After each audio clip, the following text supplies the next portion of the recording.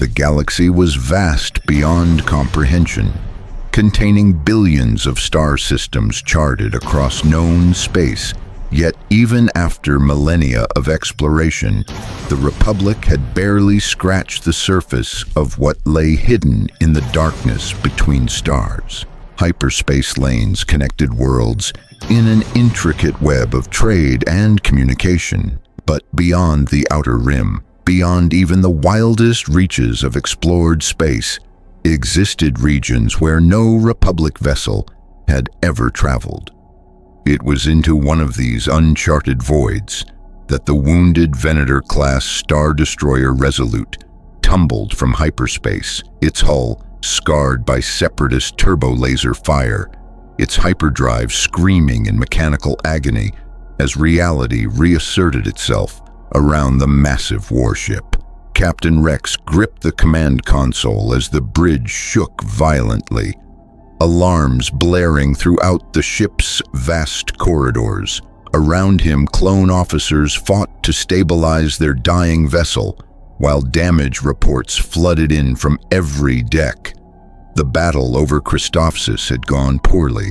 Admiral Trench's tactical genius had turned what should have been a Republic victory into a desperate fighting retreat. The Resolute had taken the brunt of the separatist assault, allowing other Republic vessels to escape, but the cost had been devastating. Their hyperdrive, damaged beyond normal operational parameters, had made a blind jump to random coordinates just to escape the kill zone. "Location report," Rex ordered, his voice cutting through the chaos with the practiced authority of a soldier who'd commanded men through countless battles.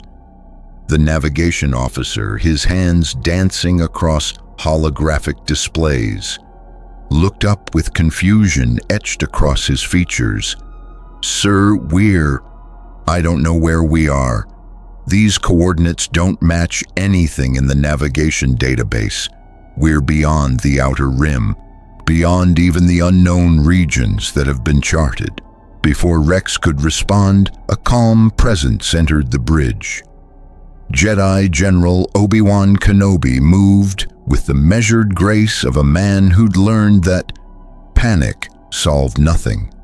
His robe still bearing scorch marks from the recent battle.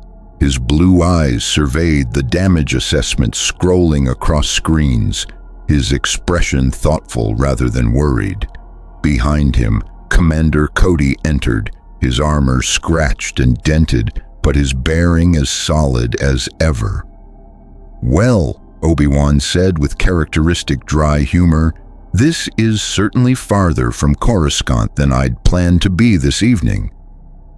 "Status of the ship?" Cody stepped forward, helmet tucked under his arm. "Hyperdrive is completely offline, General. Engineering estimates at least 3 standard days for repairs, possibly longer. We've got hull breaches on decks 7 through 12. Life support is stable but strained, and we're down to 60% combat effectiveness."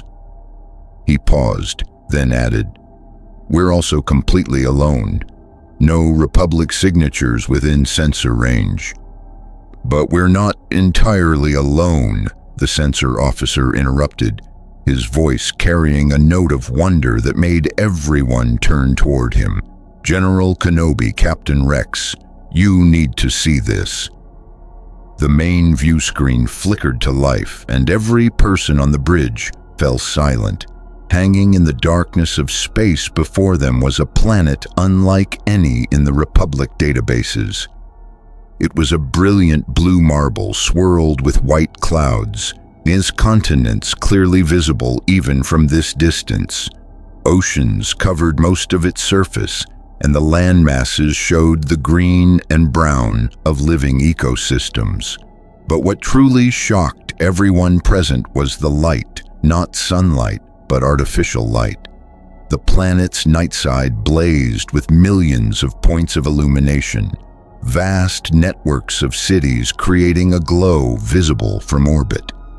"By the Force," Obi-Wan breathed, stepping closer to the screen.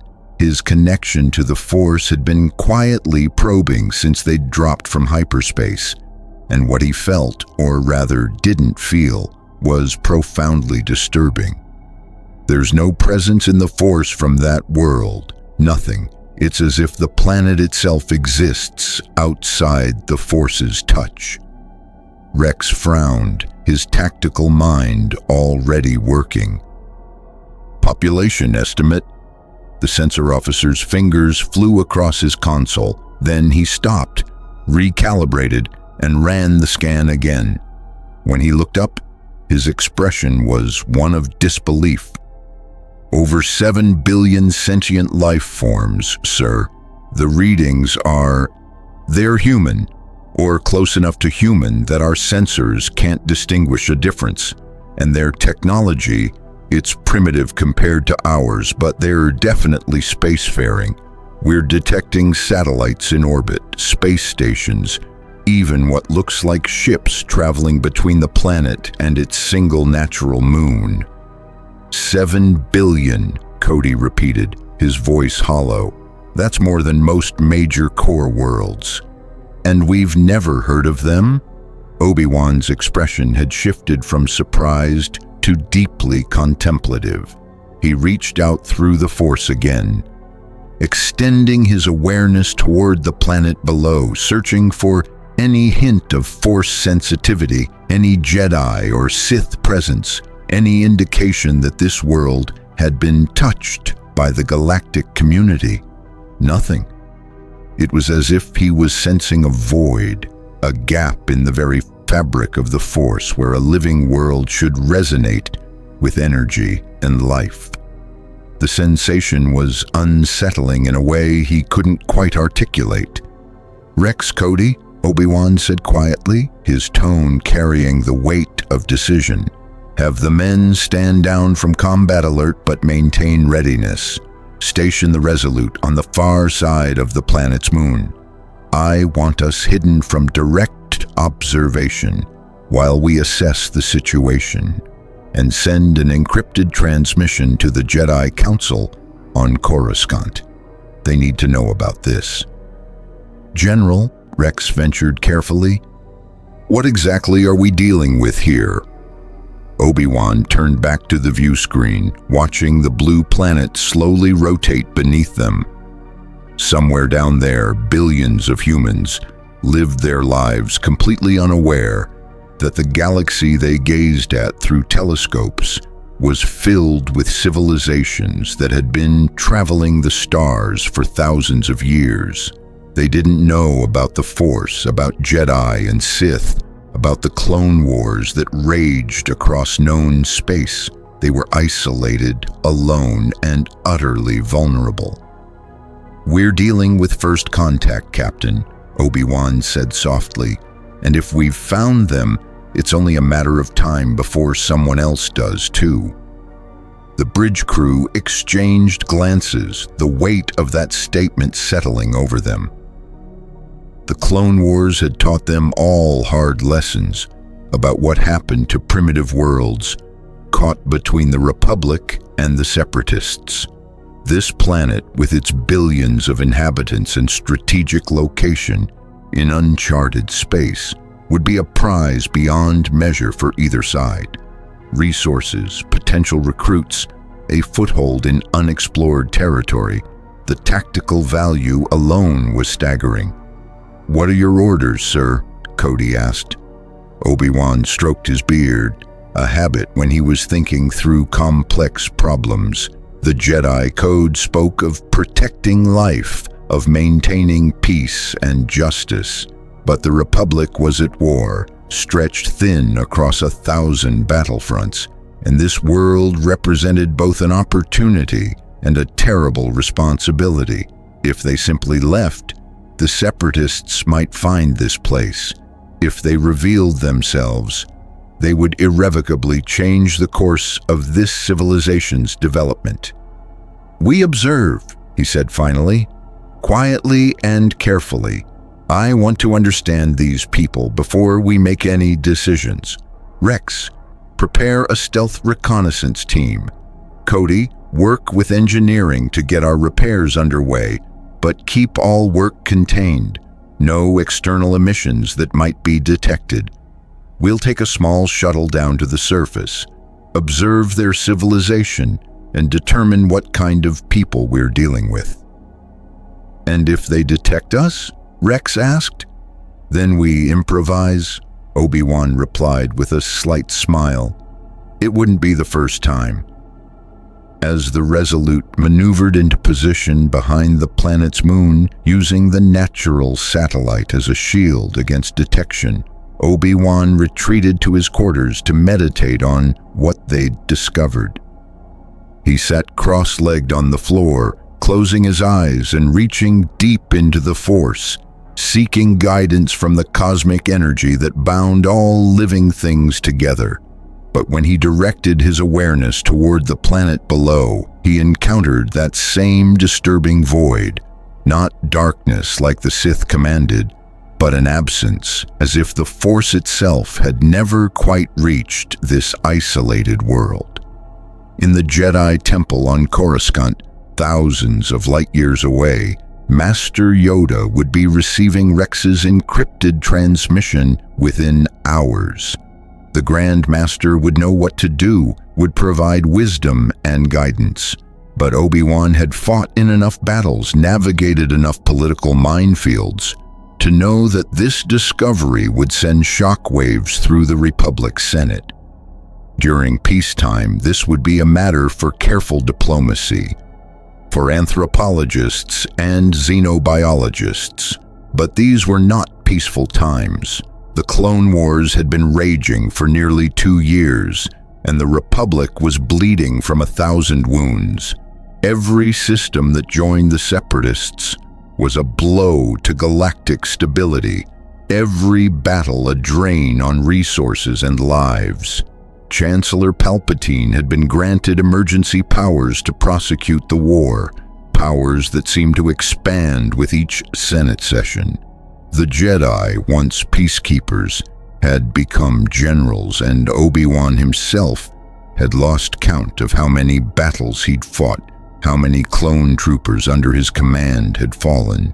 This planet, he didn't even know what its inhabitants called it, represented something precious that the galaxy had nearly forgotten: innocence. These billions of humans lived their lives without knowledge of hyperspace travel, without blasters or lightsabers, without the weight of galactic politics crushing down on them.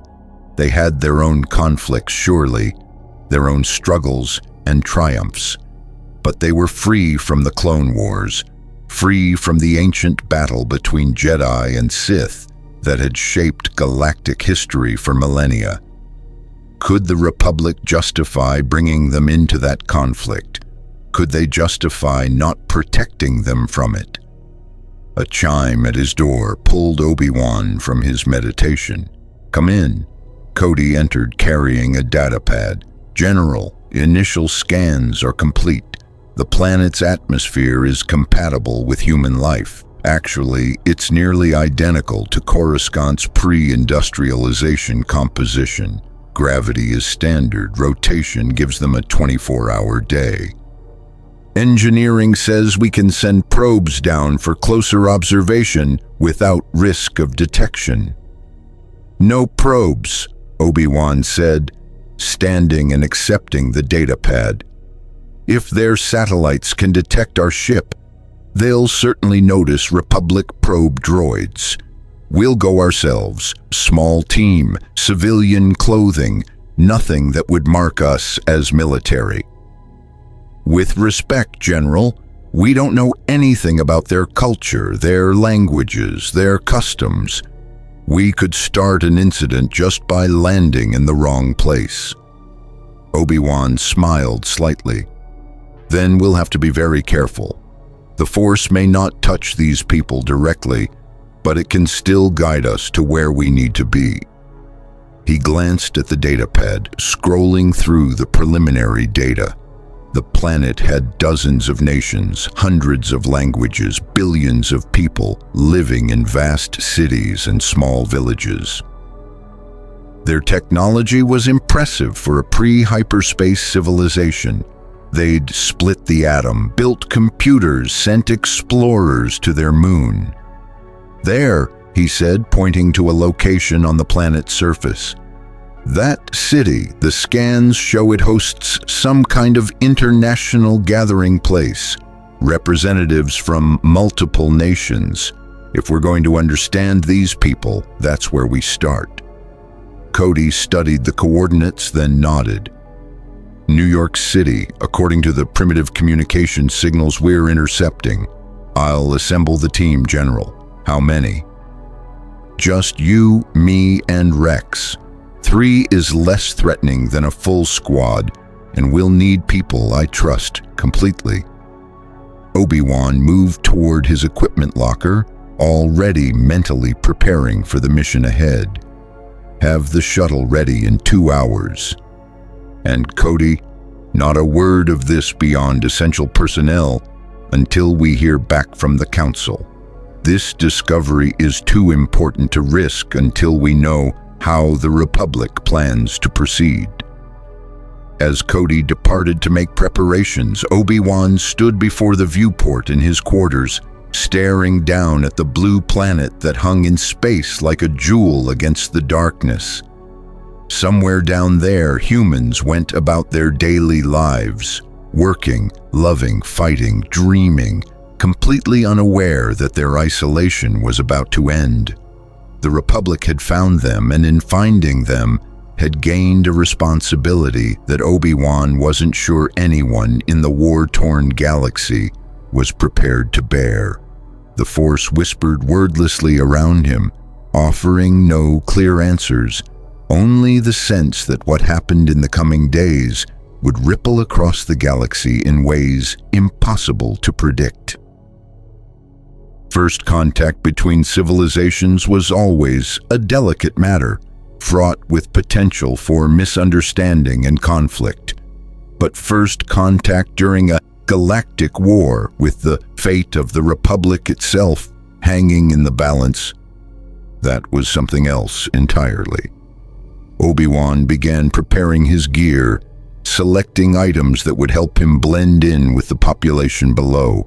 He'd walked among countless alien species during his years as a Jedi, had learned to adapt and observe, to find common ground with beings whose cultures were utterly foreign to his own. But this felt different. These weren't aliens, they were humans, like himself, like the clones who served under his command. They'd simply developed in isolation, cut off from the greater galactic community by the vast distances of space. In 2 hours, he would set foot on a world that didn't know the Force existed.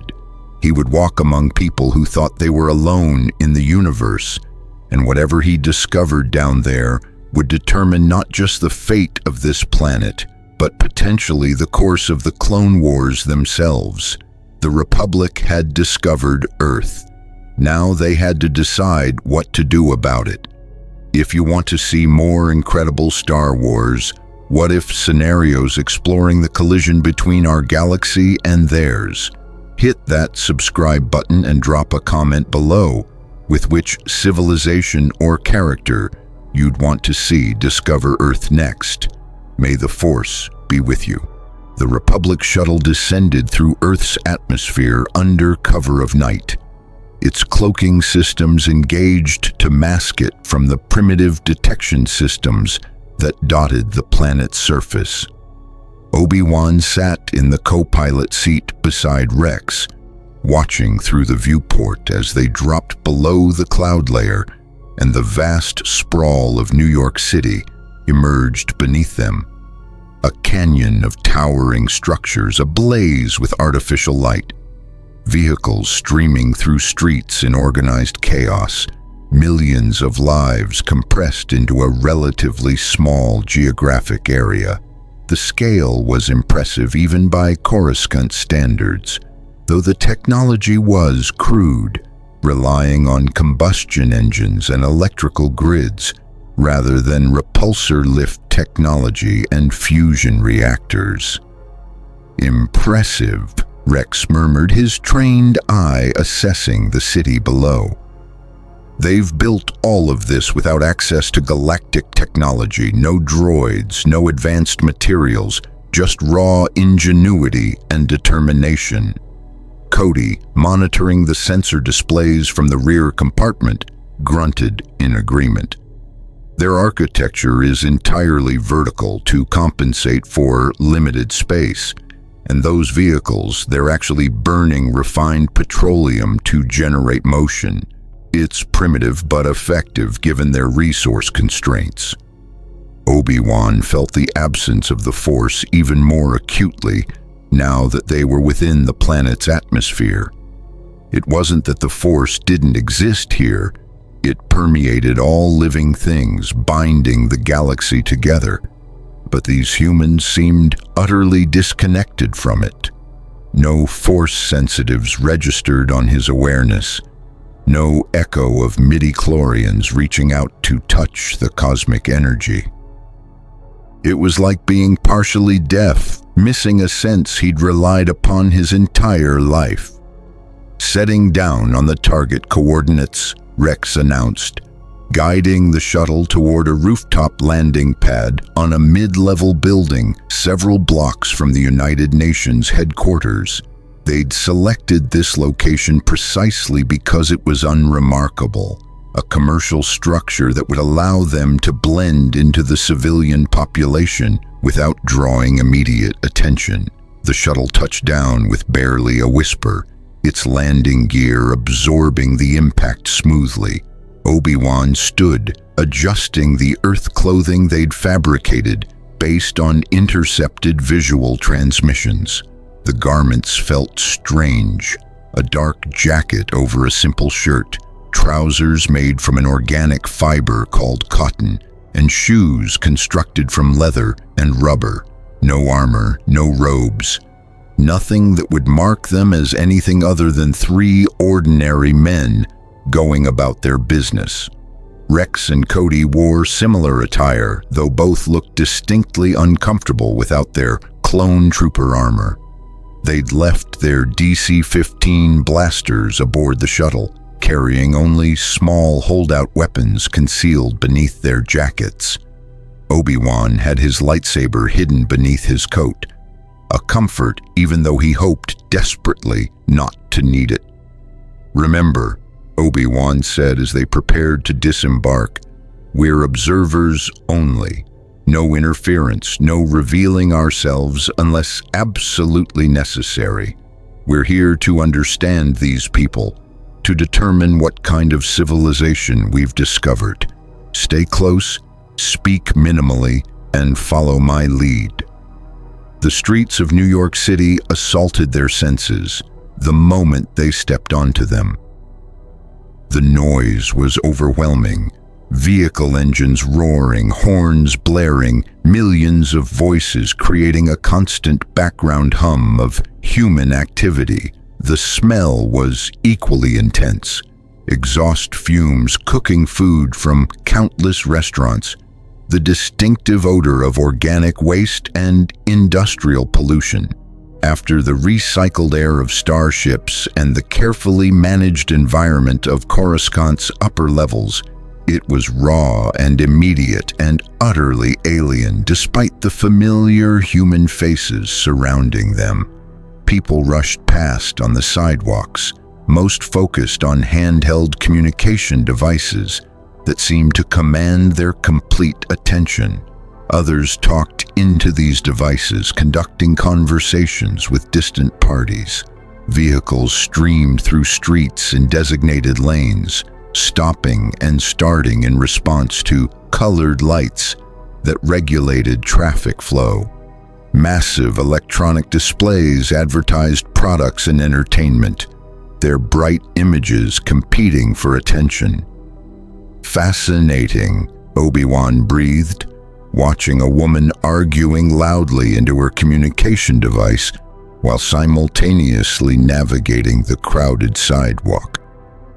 They're completely absorbed in their own concerns.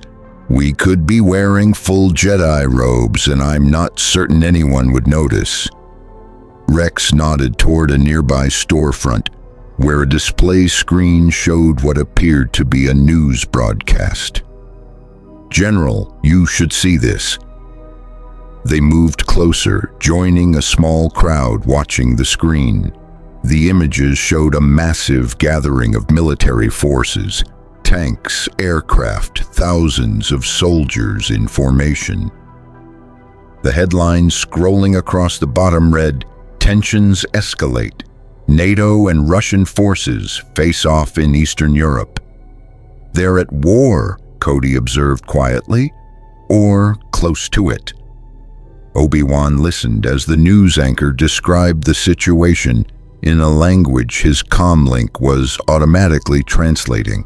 A conflict between competing power blocks, nuclear weapons held in reserve as ultimate deterrents, diplomatic efforts failing to prevent potential catastrophe.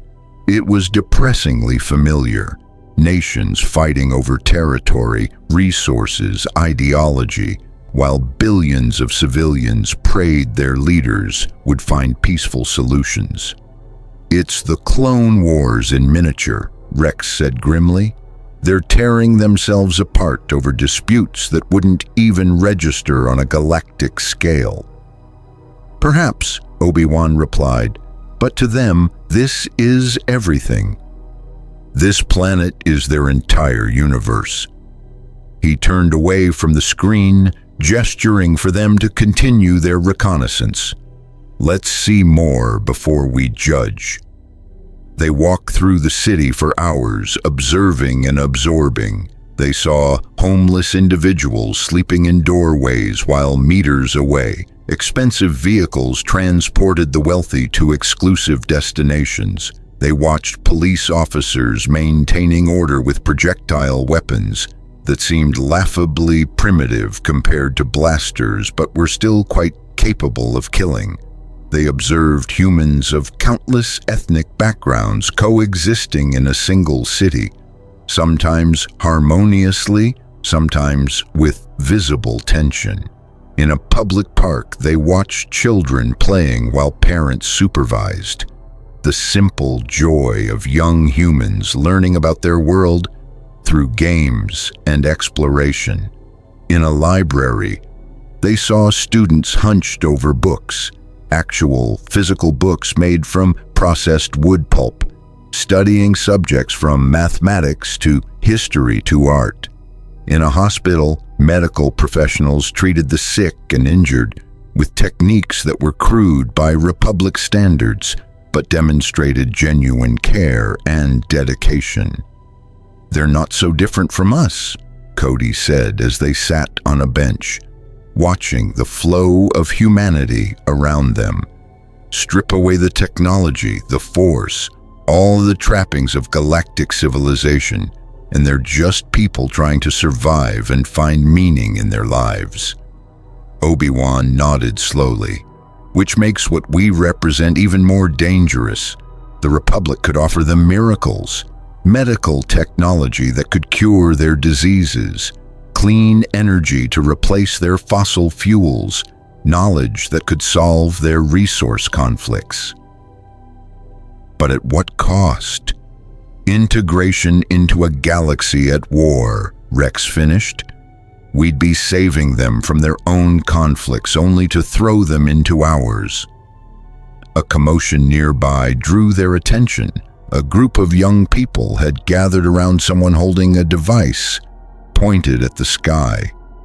Curious, Obi-Wan approached, using his rudimentary grasp of English, enhanced by the Force's subtle influence, to understand their excited chatter. "I'm telling you, I saw something up there," a young man insisted, manipulating his device to show images to his friends. Something moving across the sky, reflecting sunlight. It wasn't a satellite or a plane, it was too big, too high up. Obi-Wan's blood ran cold. He looked at Rex and Cody, seeing his concern reflected in their expressions. Someone had spotted the Resolute despite their precautions. "Could be anything," one of the young man's friends scoffed. Probably just space junk or a weather balloon. I'm uploading the images to the astronomy forums, the first young man said. Let the experts figure it out.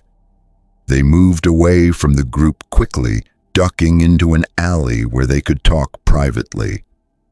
We need to return to the ship, Cody said urgently. If they've detected the Resolute, it's only a matter of time before their governments start investigating.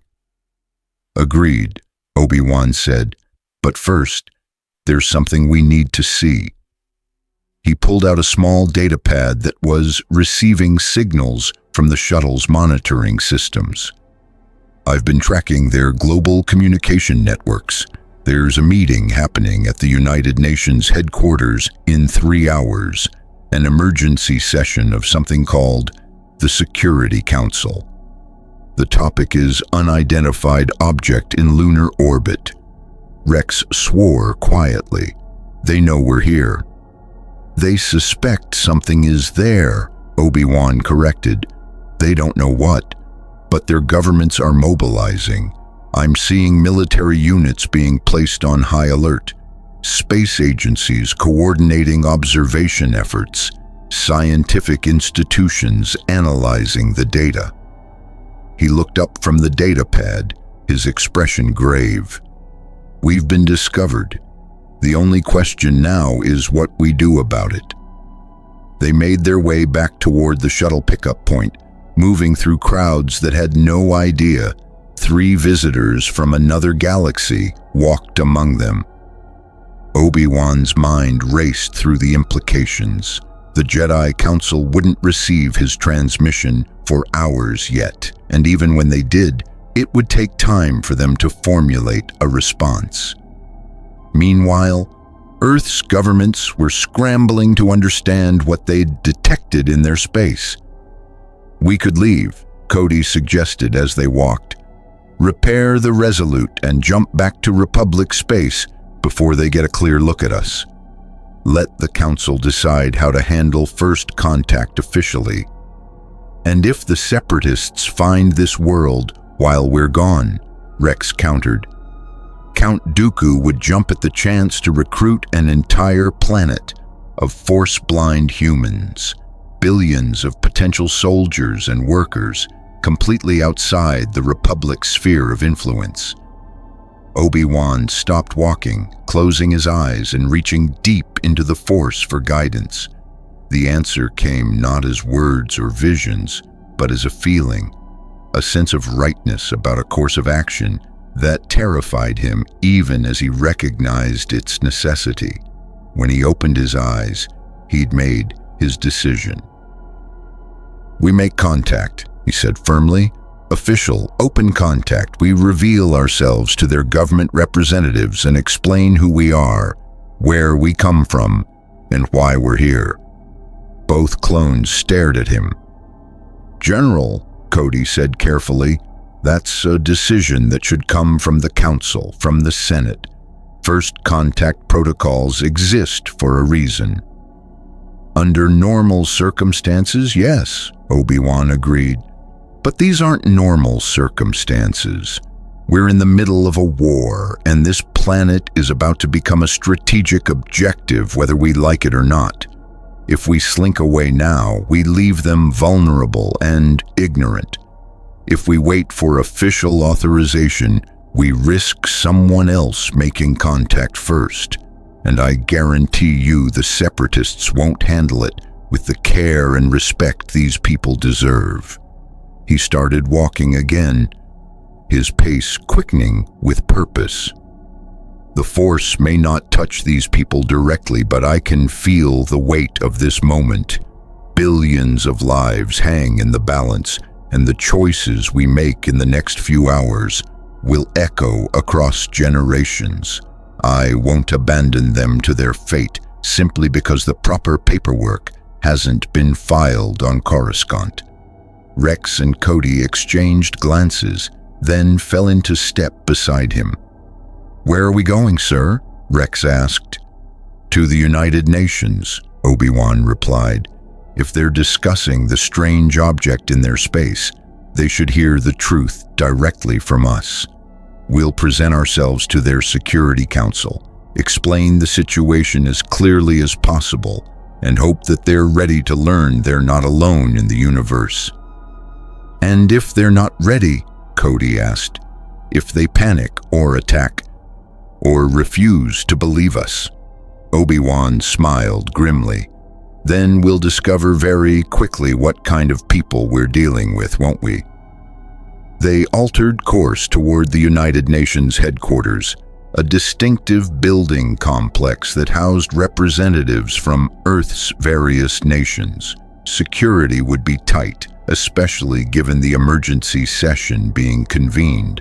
But Obi-Wan had the Force to guide him, and Rex and Cody had spent years infiltrating enemy positions. Getting inside wouldn't be the challenge.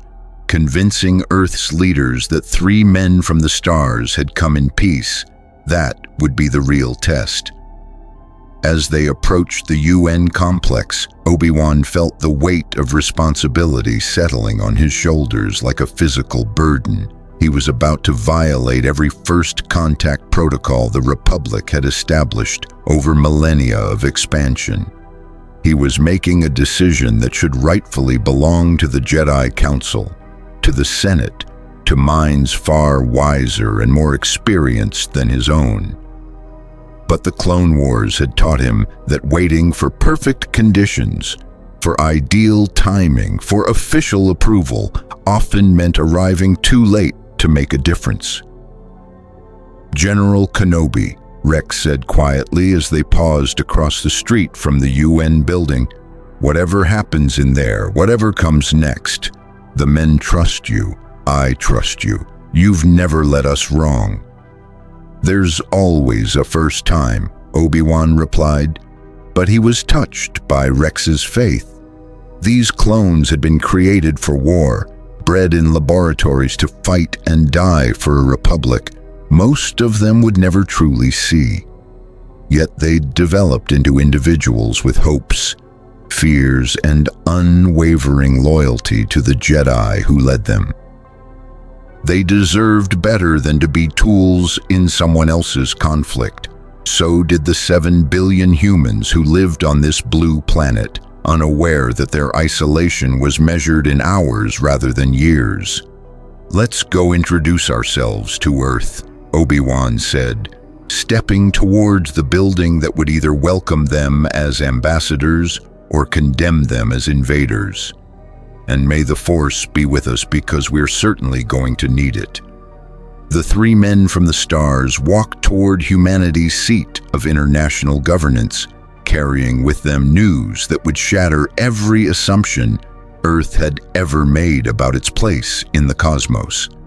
Behind them, hidden in lunar orbit, the Resolute waited with its complement of clone troopers and support staff, all depending on their general to navigate this unprecedented situation.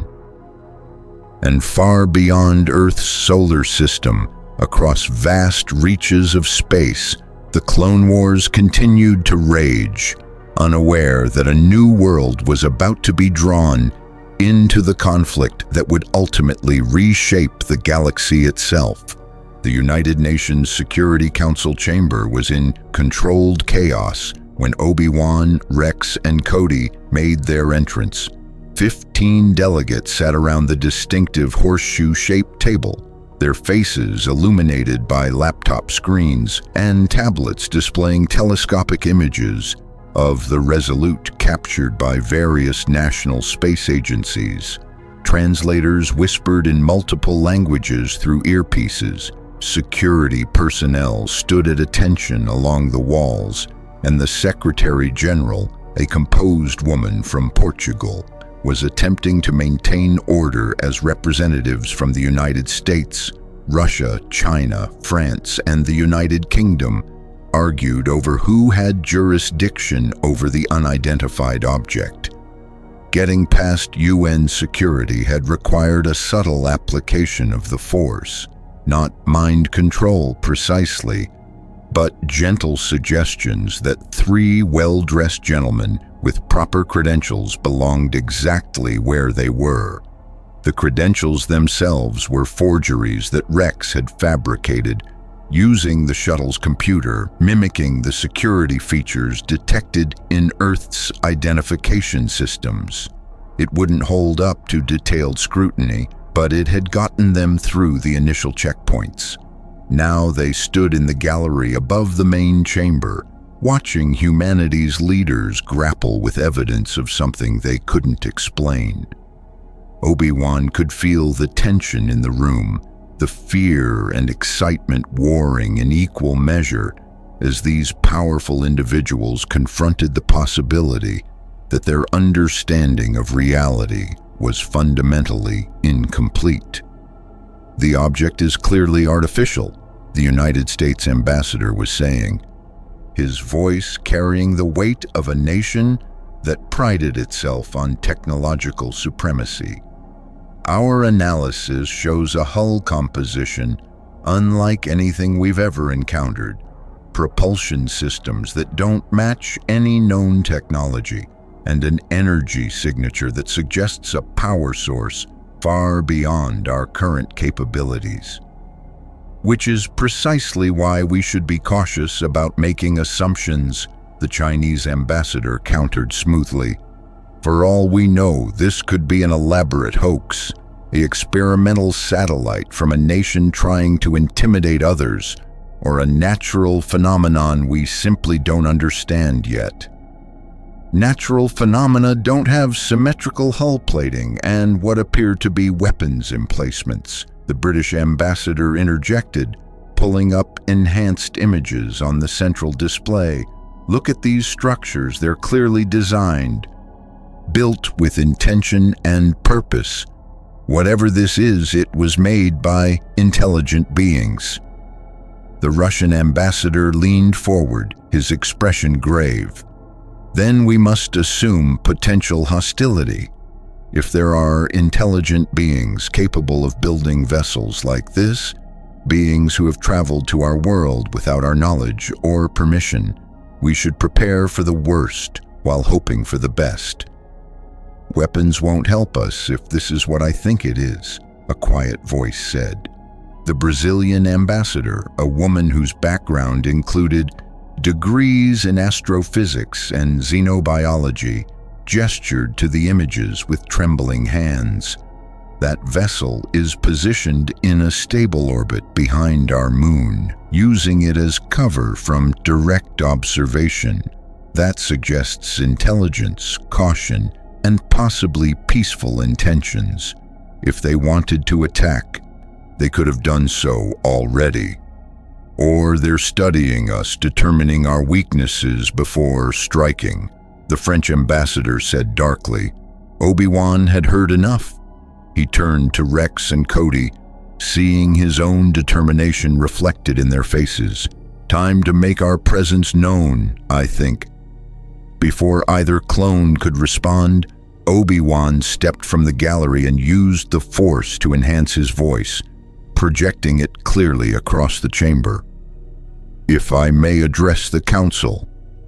The effect was instantaneous and dramatic.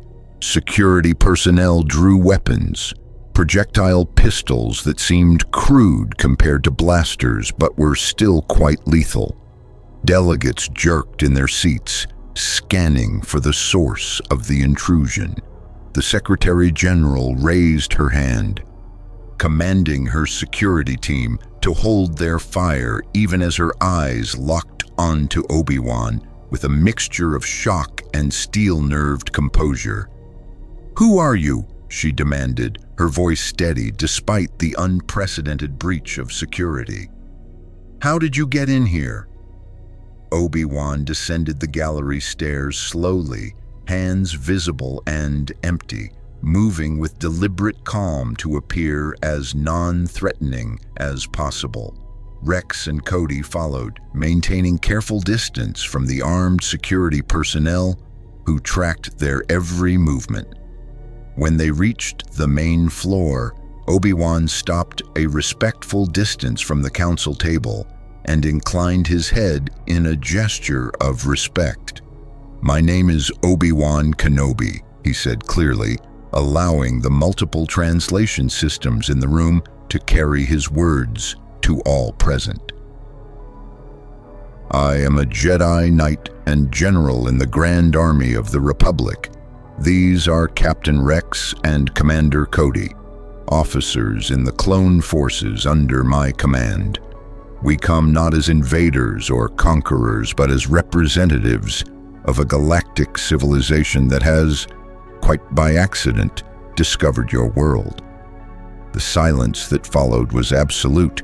15 delegates stared at him with expressions ranging from disbelief to terror to barely contained excitement. Security personnel seemed frozen, unsure whether to shoot or listen. The Secretary General's knuckles were white where she gripped the edge of the table. The vessel you've detected in lunar orbit, Obi-Wan continued, is the Republic Star Destroyer Resolute. It arrived in your system 3 days ago after suffering damage in a battle against an enemy force. We had no knowledge of your world's existence. Your planet is located in a region of space that has never been explored by any galactic civilization in recorded history. But now that we've found you, we face a responsibility that cannot be ignored. This is insane, the Russian ambassador muttered, though he made no move to leave. You're claiming to be from another world? From another star system? From thousands of star systems, Obi-Wan corrected gently.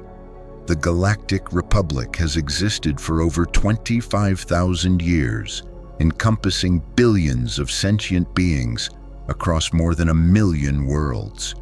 We travel between stars through a dimension called hyperspace, communicate instantaneously across vast distances, and have encountered countless species in our expansion across the galaxy. He paused, then added quietly, and for the past 2 years, we have been at war. That got their attention. The American ambassador leaned forward.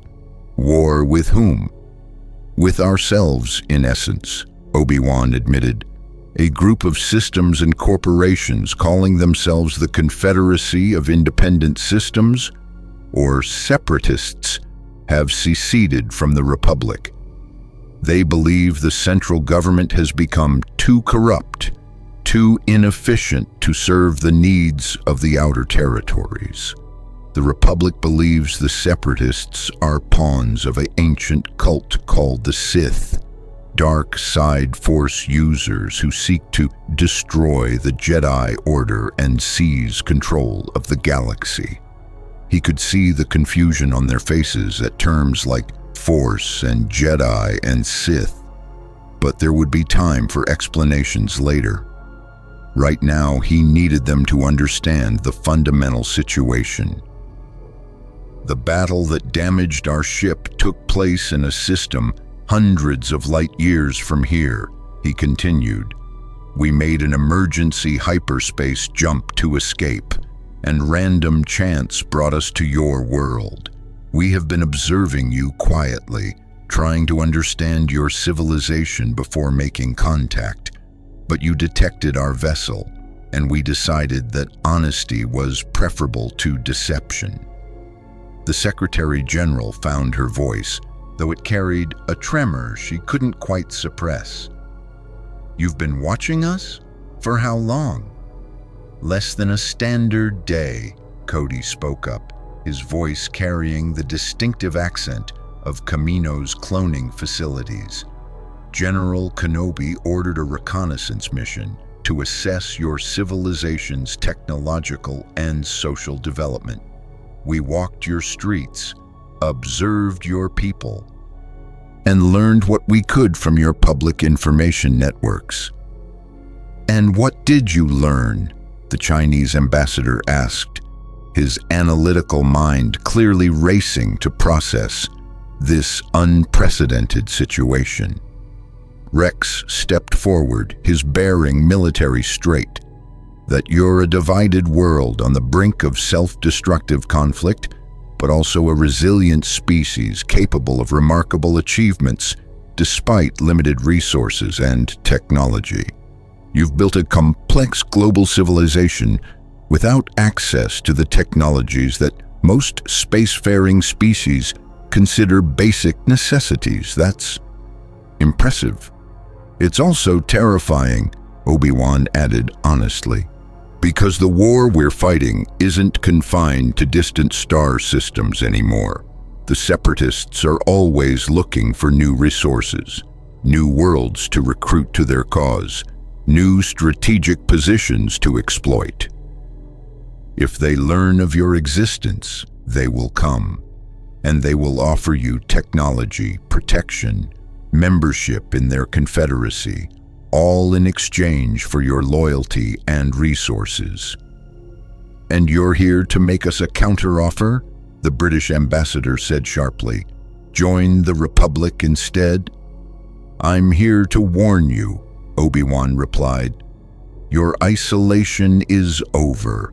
Whether you choose to acknowledge it or not, your world now exists within the context of galactic politics. The Republic can offer you protection, technology, knowledge, but accepting our help means accepting the burdens that come with it. You would be joining a government at war, a civilization struggling with the same corruption and conflict that plagues your own world, just on a vastly larger scale. The French ambassador stood, his face flushed with emotion. This is absurd. You walk into our most secure facility, claim to be from another world, and expect us to believe you without proof? Obi-Wan reached slowly into his jacket, careful not to make any sudden movements that might trigger the nervous security personnel. He withdrew his lightsaber, the cylindrical hilt gleaming under the chamber's lights. Every weapon in the room immediately trained on him. Please don't shoot, he said calmly. I'm simply going to demonstrate something that might help you believe. He thumbed the activation switch, and the blue blade hummed to life with its characteristic snap hiss, casting azure light across the startled faces of Earth's representatives. The reaction was immediate and visceral. Several delegates gasped, pushing back from the table. Security personnel tightened their grips on their weapons but held their fire, transfixed by the impossible blade of coherent energy that shouldn't exist according to everything they understood about physics. Obi-Wan held the lightsaber aloft for a moment, then deactivated it and returned it to his belt. This is a lightsaber, the weapon of a Jedi Knight. It uses a focusing crystal attuned to the Force to contain a plasma blade, capable of cutting through nearly any material.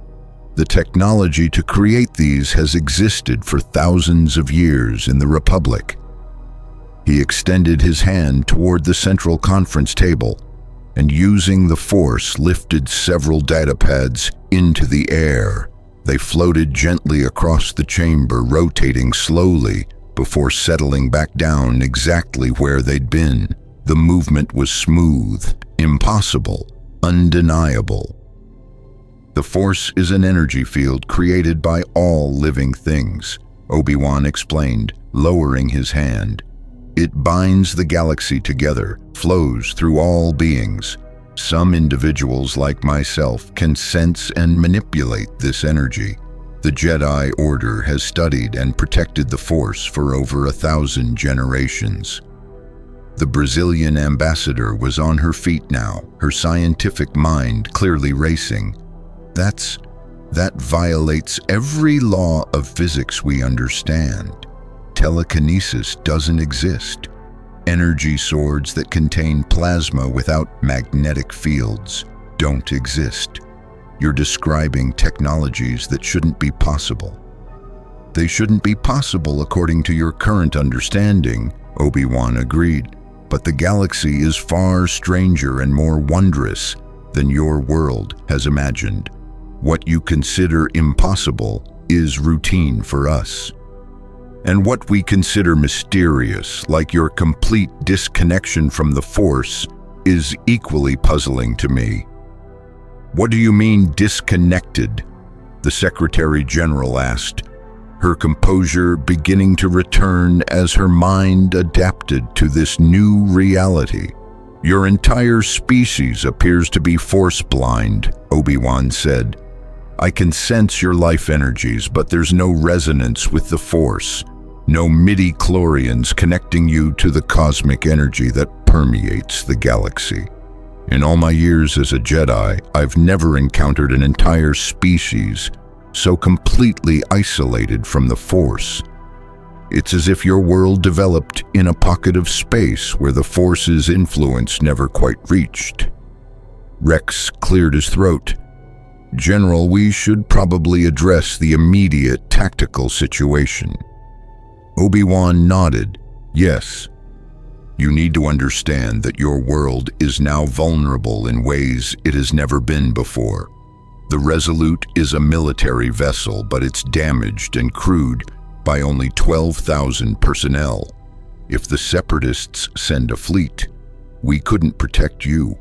Your own military forces, while admirable for your technological level, would be utterly outmatched by galactic standard weapons and tactics. You're saying we're defenseless, the American ambassador said flatly. I'm saying you need to make a choice, Obi-Wan replied. The Republic can offer you protection, but it comes with conditions. You would need to accept our laws, join our government, contribute to our war effort. Your world would lose its independence in exchange for security. That's colonialism, the African Union observer said from the sidelines. We've had enough of powerful nations dictating terms to less advanced peoples. It is uncomfortably similar, Obi-Wan admitted, appreciating the historical context, which is why I'm not here to demand your surrender or insist you join us. I'm here to give you information so you can make an informed decision. The Republic isn't perfect, far from it. We're bureaucratic, often corrupt, stretched thin by a war we're not entirely sure how to win. But we do genuinely try to protect innocent life and maintain peace across the galaxy. And the alternative? The Chinese ambassador asked. You could refuse contact with both sides and declare your neutrality, Cody said. Attempt to remain isolated and hope the war never reaches you. But that's a gamble with poor odds. This system is located along a potentially valuable hyperspace route, and your world has resources that war-hungry factions would find useful. Or you could side with the Separatists, Rex added grimly. They'll promise you freedom from Republic bureaucracy, advanced technology with no strings attached, the chance to determine your own destiny. What they won't tell you is that their leadership is controlled by beings who view life as a commodity to be exploited, who use droid armies because they don't value organic life, who will strip your world of resources and leave it a husk once you're no longer useful. The chamber descended into heated discussion, delegates arguing in multiple languages, their voices rising as they grappled with information that challenged everything they'd ever known. The Secretary General called for order repeatedly, finally resorting to slamming her gavel with enough force to crack the wooden sound block. Enough, she shouted. Mr. Kenobi, General Kenobi, you've given us much to consider, but we cannot make decisions of this magnitude in a single meeting. We need time to consult with our governments to verify your claims, to understand the full scope of what you're telling us. I understand, Obi-Wan said, and I can provide verification. Our ship can transmit historical records, technological demonstrations, anything you need to confirm that we are who we claim to be. But I must emphasize, time is not a luxury we have in abundance. My transmission to the Jedi Council on Coruscant will reach them within hours. When it does, the Republic Senate will learn of your existence. And if the Republic knows, it's only a matter of time before the Separatists find out as well. How much time? The Russian ambassador demanded. Days, perhaps, Obi-Wan estimated. Weeks, if we're fortunate. The Clone Wars have created a galaxy full of spies, informants, and intercepted communications. Secrets don't stay secret for long.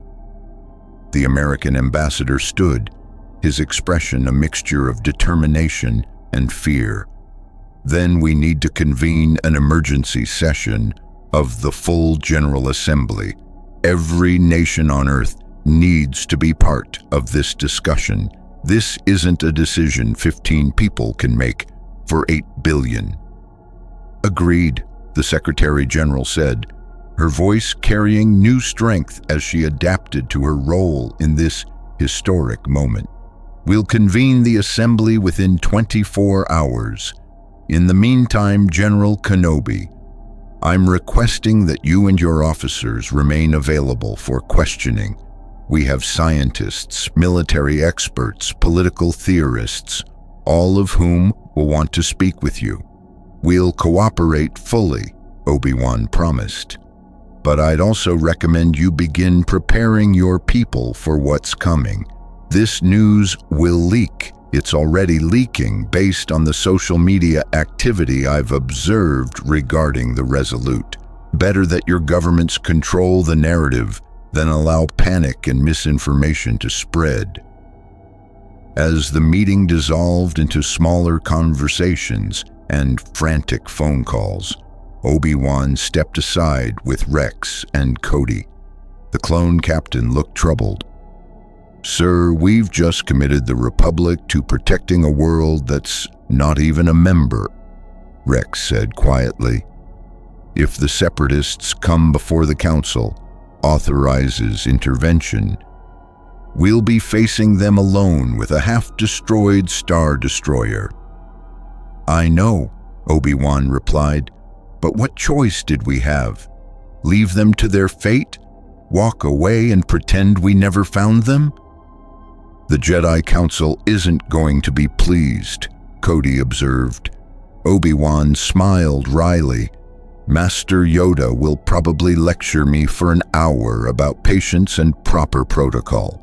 Master Windu will want to know why I didn't wait for authorization, and they'll both be absolutely right to be frustrated with me.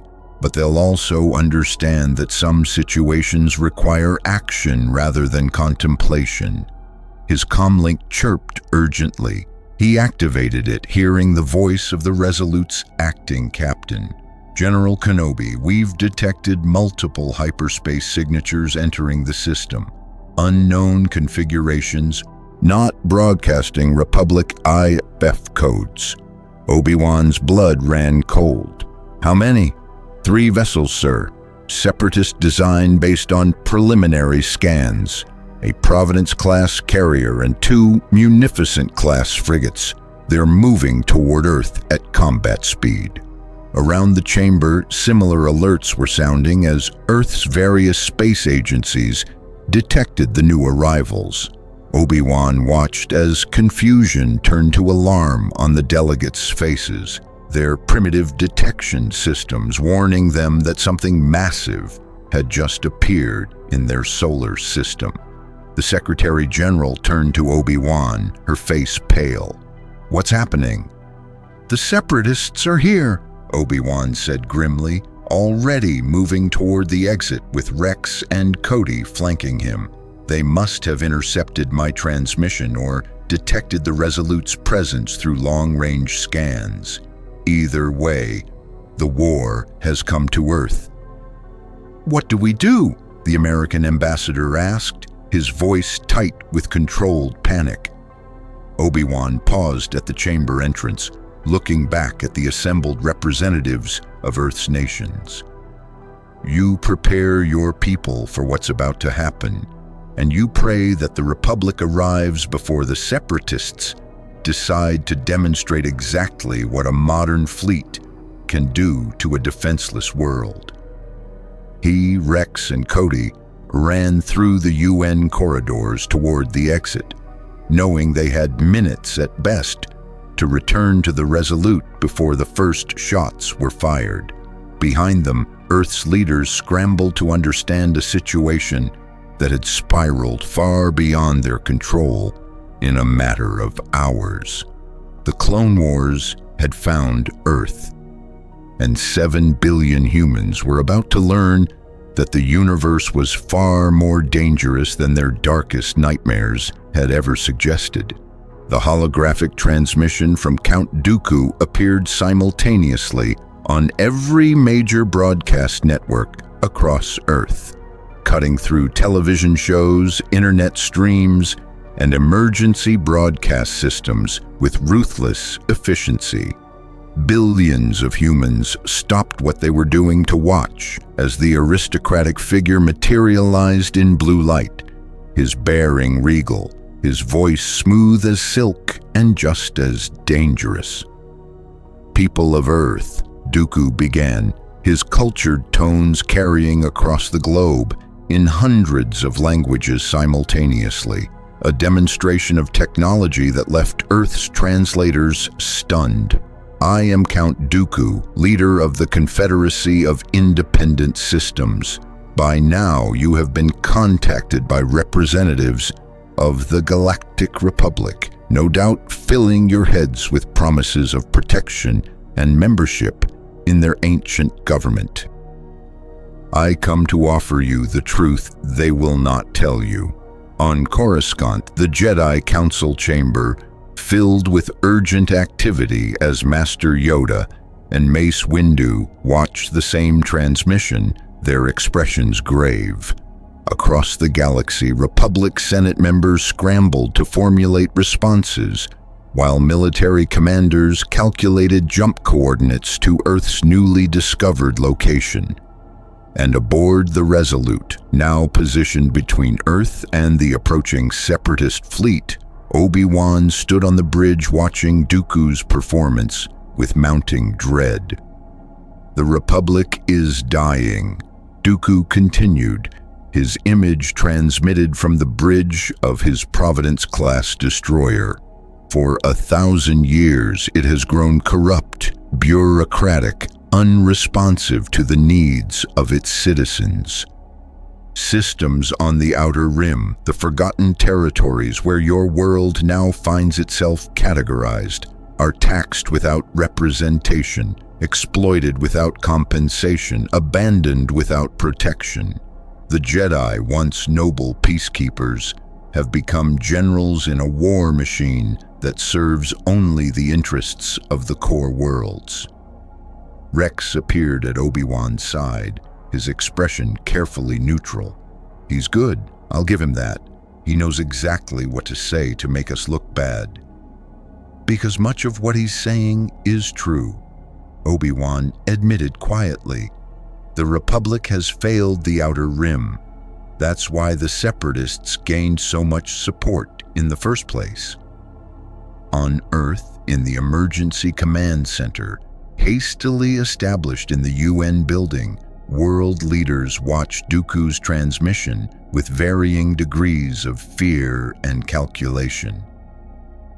The Secretary General had convened a continuous session, bringing in military advisors, scientists, and strategic experts to help process the impossible situation they faced.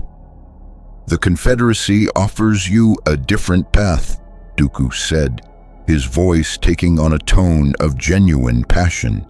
"We are systems that chose freedom over tyranny, self-determination over subjugation. We do not demand you bow to distant bureaucrats on Coruscant. We do not require you to send your resources to feed a war you did not start.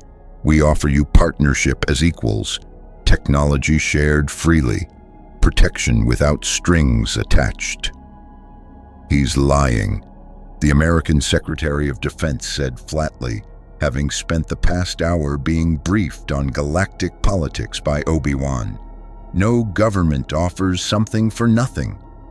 No, the Chinese premier agreed, but he's offering the lie we want to hear. Independence, freedom, advanced technology without cost. That's a powerful temptation. Dooku's transmission shifted, showing images of Republic worlds devastated by the Clone Wars, cities in ruins, civilians fleeing from battle droids and clone troopers alike. The Republic will drag you into their war. They will demand your young people serve in their armies. Your resources feed their war machine. Your world become just another battlefield in their struggle to maintain control over a galaxy that no longer wants their rule. That's propaganda, Obi-Wan muttered aboard the Resolute, but he couldn't deny the effectiveness. Dooku was a master manipulator, using truth and lies in equal measure to craft a narrative that painted the Republic as the villain and the Separatists as liberators. We, however, come in peace, Dooku continued. Our droid armies mean your people never need to fight. Our automated systems mean your workers never need to labor in factories. Our technology can solve your energy crisis, cure your diseases, end your hunger and poverty. All we ask is your friendship and the opportunity to show you that there is a better way than the Republic's failed model. The transmission zoomed in on Dooku's face, his expression one of fatherly concern. I know the Republic has already made contact with you. I know General Kenobi is in your system with a damaged warship, making promises he lacks the authority to keep. Ask yourselves, why did they arrive in secret? Why did they hide from you initially? Why do they only reveal themselves now that we have arrived to offer you an alternative?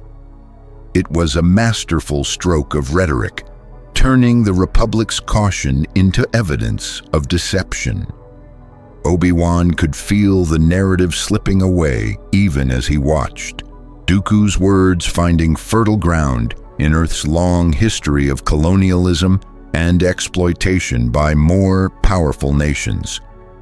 We are transmitting coordinates for a delegation to meet with me aboard my flagship, Dooku concluded. Send your best minds, your wisest leaders. Let us show you what the Confederacy can offer. Let us demonstrate that we are not the monsters the Republic claims we are. And then, in full knowledge of both options, make your choice freely. The transmission ended, leaving billions of humans staring at blank screens, trying to process what they'd just heard. Within minutes, social media exploded with debate. News networks began endless analysis, and government hotlines were overwhelmed with calls from terrified citizens demanding to know what was happening. In the UN command center, chaos reigned.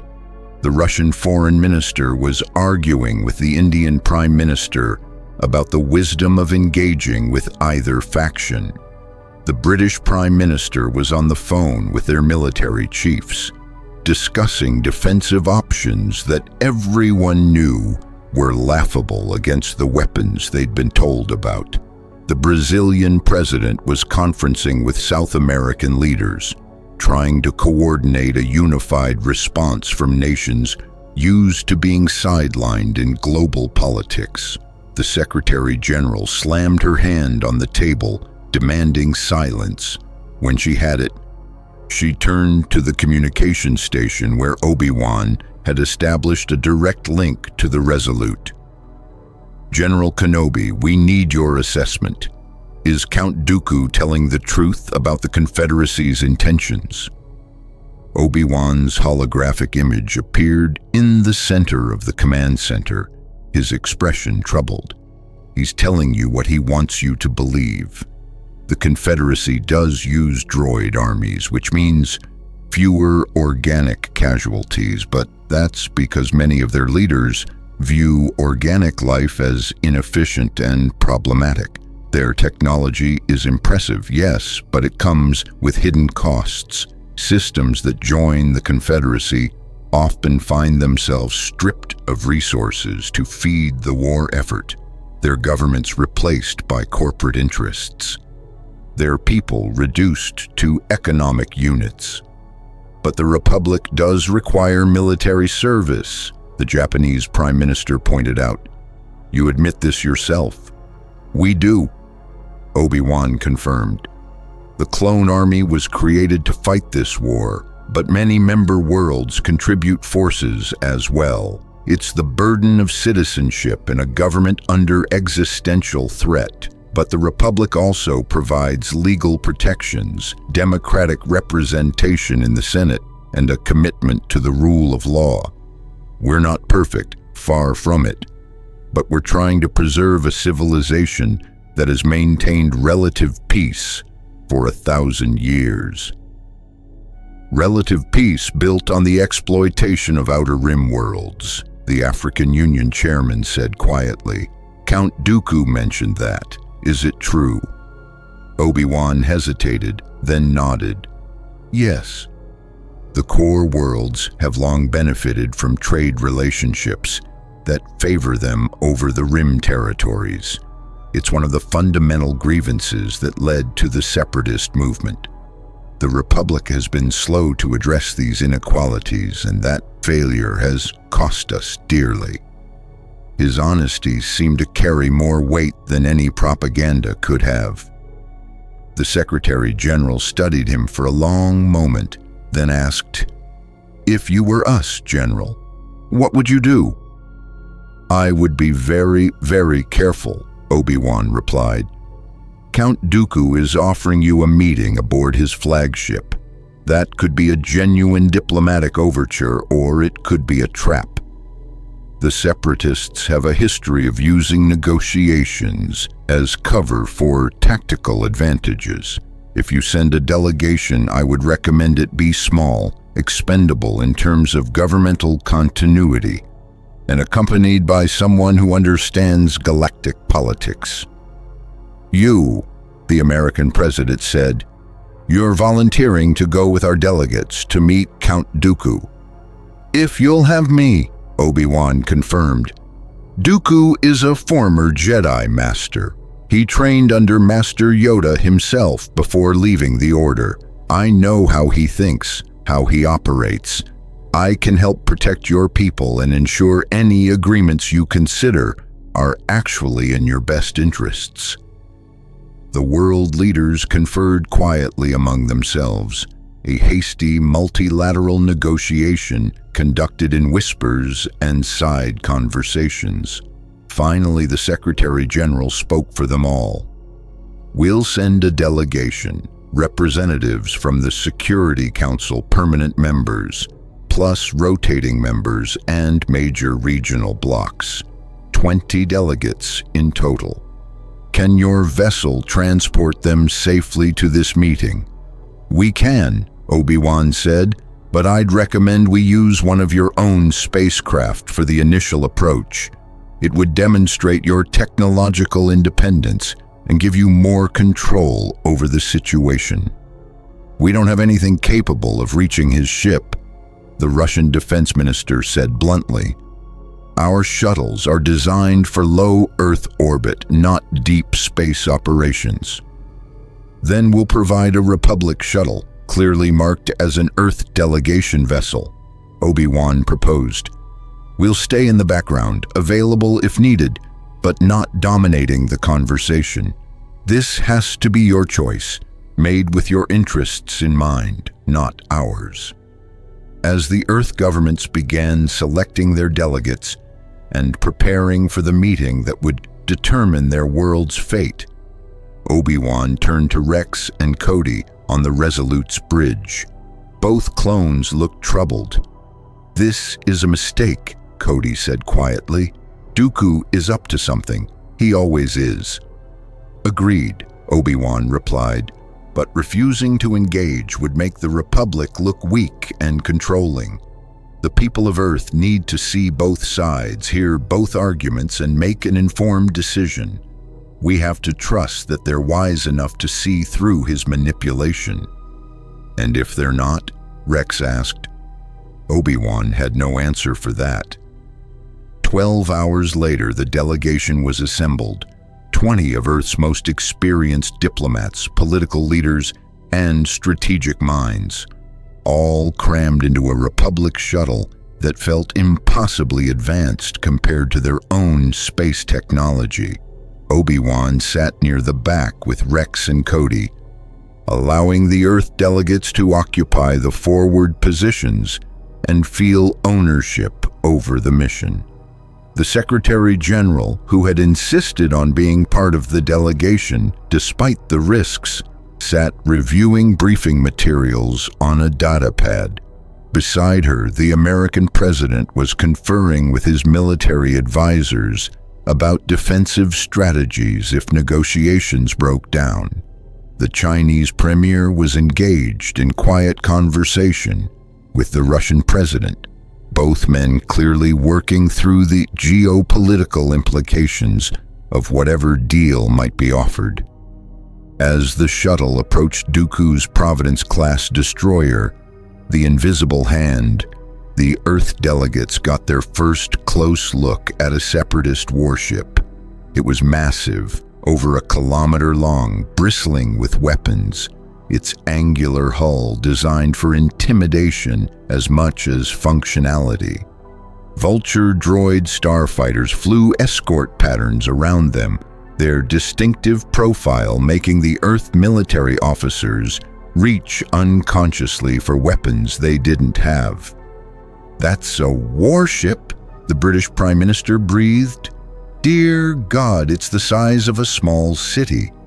And it's one of the smaller capital ships in the Separatist fleet," Cody informed him. "Their Lucrehulk-class battleships are nearly 3 kilometers in diameter." The shuttle docked in the Invisible Hand's hangar bay, where they were met by battle droids standing in precise formation, a show of force designed to intimidate. The droids' vocabulators crackled with mechanical voices.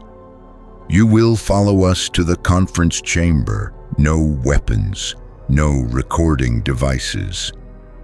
Any deviation will be met with immediate termination." Obi-Wan felt the fear rippling through the Earth delegates, their first direct encounter with the droids that had devastated Republic worlds. He placed a calming hand on the Secretary General's shoulder.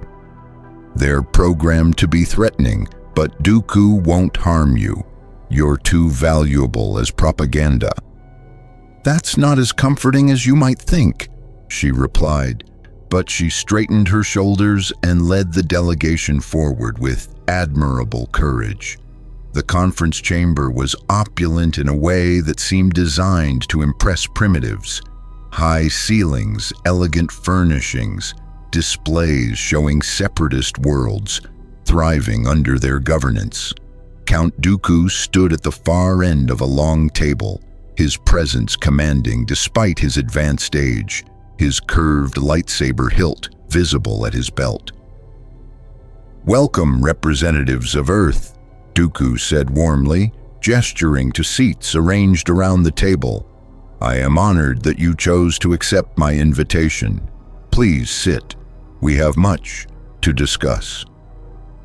As the Earth delegates took their seats, Dooku's eyes found Obi-Wan standing against the back wall. "Ah, Master Kenobi, I wondered if the Republic would send you. How is Anakin? Still struggling with his emotional attachments, I presume. Still dedicated to protecting innocent life from those who would exploit it?" Obi-Wan replied evenly. Dooku smiled slightly. "Ever the loyal Jedi. Very well, let us begin." He activated a holographic display that showed various separatist worlds, beautiful cities, advanced technology, prosperous citizens. "What you see here is the reality of the Confederacy, not the propaganda the Republic broadcasts. but the truth of systems that chose freedom and flourished because of it. For the next 3 hours, Dooku presented his case with the skill of a master politician. He showed technological demonstrations that made the Earth delegates gasp, medical devices that could cure cancer, energy systems that could power cities with no pollution, agricultural technology that could end hunger globally. He presented legal documents outlining a treaty that would grant Earth full autonomy while providing separatist protection and technology transfer. And throughout it all, he peppered his presentation with carefully selected truths about Republic failures, systems abandoned to pirate raids, bureaucratic delays that cost lives, core world senators growing rich while outer rim planets suffered. Every point was documented, every claim supported by evidence. The Earth delegates listened, asked probing questions, and struggled to find the flaws they knew must exist. The offer seemed too good to be true, which meant it almost certainly was. But Dooku was making it very difficult to see exactly where the trap lay. Finally, the American president asked the question everyone was thinking. Count Dooku, with respect, no government offers this much for nothing. What does the Confederacy want from Earth? Dooku's expression became serious, almost paternal. Honesty. I appreciate that, Mr. President. What we want is simple: a strategic foothold in this region of space, access to your world's unique resources, and, most importantly, validation. The Republic claims we are terrorists, rebels, criminals. But if an advanced civilization discovers a primitive world, and that world chooses to ally with us rather than the Republic, it sends a powerful message to the galaxy. It proves that when given a free choice, beings reject the Republic's model. So we're propaganda, the Secretary General said flatly. You're a symbol, Dooku corrected, of freedom, of choice, of the future we're building. Yes, there are strategic benefits for us. There always are in politics, but the offer stands regardless. Technology, protection, autonomy. All we ask is your public support and access to establish a presence in your system. Obi-Wan could stay silent no longer. And when the Republic objects to a separatist presence here, when our fleets come to contest your control, Earth becomes a battlefield caught between forces it cannot possibly resist. Dooku turned to face him fully. Only if the Republic chooses to make it one, Master Kenobi. We are offering Earth a peaceful alliance. If the Republic attacks a world that has freely chosen neutrality or alliance with us, it proves everything I've said about their true nature. It was a trap, Obi-Wan realized, a beautifully constructed political trap. If Earth allied with the Separatists and the Republic attacked, it would validate every criticism Dooku had made. If the Republic didn't respond, the Separatists gained a strategic foothold and a propaganda victory. Either way, Dooku won. The Chinese premier leaned forward. What happens if we choose neither side? If we declare neutrality and refuse all external alliances? Then you remain vulnerable, Dooku said simply. The Clone Wars are spreading, Master Premier. Sooner or later, either the Republic or the Confederacy will decide your world is too strategically valuable to remain neutral. Better to choose your allies now while you have negotiating power than have the choice made for you later. The Earth delegates exchanged troubled glances. They were politicians and diplomats, people who'd spent careers navigating complex negotiations and power dynamics. They recognized the bind they were in. There was no safe choice, only different risks. "We need time to consider," the Secretary General said, "to consult with our governments, to review the treaty terms, to understand the full implications of any alliance." "Of course," Dooku agreed graciously. "I would not expect you to decide such matters hastily. Take 3 standard days. Consult with your people, review the evidence, speak with the Republic if you wish, then send me your answer." He stood, signaling the meeting's end.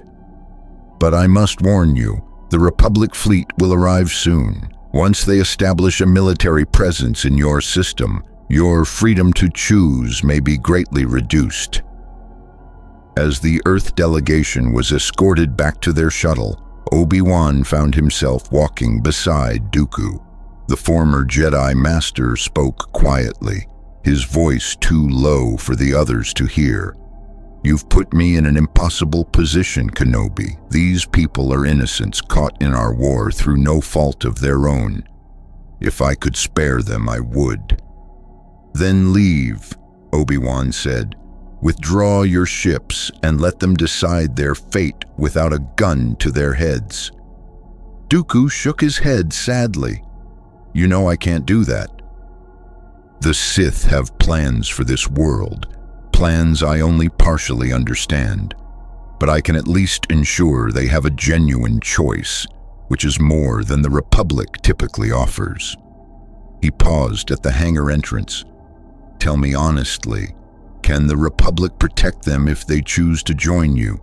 Can you prevent this world from becoming another battlefield?" Obi-Wan wanted to say yes, to promise that the Republic would shield Earth from harm. But he'd fought in too many battles, seen too many worlds burn despite the Republic's best intentions. "I don't know," he admitted. "We'll try." "Then perhaps we're not so different after all," Dooku said quietly. "Both offering promises we're not certain we can keep. Both dragging innocents into a war that should never have started." He stepped back, his expression becoming formal once more. 3 days, Master Kenobi. I suggest you use them wisely."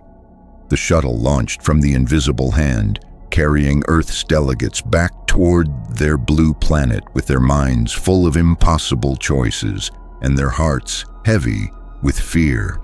Behind them, the Separatist fleet maintained position, a constant reminder of the power that had suddenly arrived in their peaceful system. And on the Resolute, Obi-Wan stood on the bridge, watching Earth rotate below, knowing that in 3 days, 7 billion humans would have to choose sides in a war they'd learned about less than a day ago, a war that would determine not just their future, but potentially the fate of the galaxy itself. The Clone Wars had arrived on Earth's doorstep, and there was no turning back now. Earth had never been so divided, yet never so united in purpose. In the 72 hours following Count Dooku's ultimatum, the planet transformed into a cauldron of debate, fear, and desperate preparation. News networks broadcast continuous coverage from every nation, translating the galactic conflict into terms their audiences could understand. Comparing the Republic to various historical empires, the Separatists to revolutionary movements, the choice before them to every pivotal decision humanity had ever faced. In Geneva, the emergency session of the United Nations General Assembly had been ongoing for 60 hours straight. 193 member nations, each with their own interests and historical grievances, struggled to find consensus on a decision that would affect all 8 billion inhabitants of their world. The chamber had become a pressure cooker of competing visions, amplified by the knowledge that warships from 2 galactic factions waited in their system for an answer. The Indian ambassador stood at the podium, exhaustion evident in his voice, but passion burning in his eyes. We are being asked to choose between two forms of colonialism, one that admits its intention to incorporate us into their government, and one that promises independence while establishing military bases in our system. Neither option preserves our true sovereignty. Then what do you suggest? The French ambassador called out. That we declare neutrality and hope these galactic powers respect our wishes? They have told us explicitly that neutrality isn't an option. Perhaps neutrality isn't an option because we're approaching this wrong, the South African delegate interjected, moving to a secondary podium. We're thinking like individual nations negotiating with a superior power, but we represent 8 billion humans, more population than most republic worlds according to their own data. We have leverage if we're willing to use it.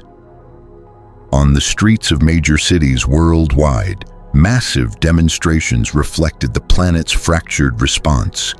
In Beijing, millions rallied in support of maintaining Earth's independence, waving banners proclaiming "Our world, our choice" in dozens of languages. In New York, counter-protesters demanded immediate alliance with the Republic, arguing that proven democratic institutions were preferable to the unknown promises of the separatists.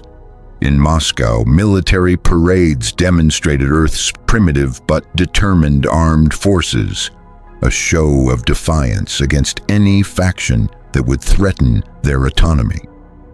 Religious leaders across all faiths grappled with the theological implications of discovering humanity was not alone in the universe, that consciousness and civilization extended across countless worlds. The Vatican released a carefully worded statement acknowledging that God's creation was vaster than previously understood, while Islamic scholars debated whether beings from other worlds fell under the same moral laws. Hindu and Buddhist teachers found the concept of multiple inhabited worlds less jarring, having long contemplated infinite universes in their philosophies. Scientists worked around the clock, analyzing every scrap of data they could gather about galactic technology, trying to assess the truthfulness of both factions' claims. The technological demonstrations alone had revolutionized their understanding of physics. The existence of hyperspace travel, energy weapons, artificial intelligence, and the mysterious force that Obi-Wan had demonstrated challenged fundamental assumptions about reality. Dr. Sarah Chen, a physicist at CERN, stood before a hastily assembled international scientific council presenting her findings. Based on the energy readings we've captured from both the Republic and separatist vessels, their power generation capabilities are roughly 10,000 times more efficient than our most advanced reactors. The propulsion systems that allow faster-than-light travel through this hyperspace dimension represent physics we don't even have theoretical frameworks to explain. If either faction wanted to destroy us, we'd be helpless to stop them. Which is precisely why we need protection, argued General Marcus Webb, speaking for a coalition of Earth's military leaders. Our weapons are toys compared to theirs. A single one of those star destroyers could reduce every major city on the planet to rubble within hours. We need allies who can defend us. But which allies? Countered Ambassador Keita Nakamura of Japan. The Republic offers us membership in a government they admit is corrupt and failing.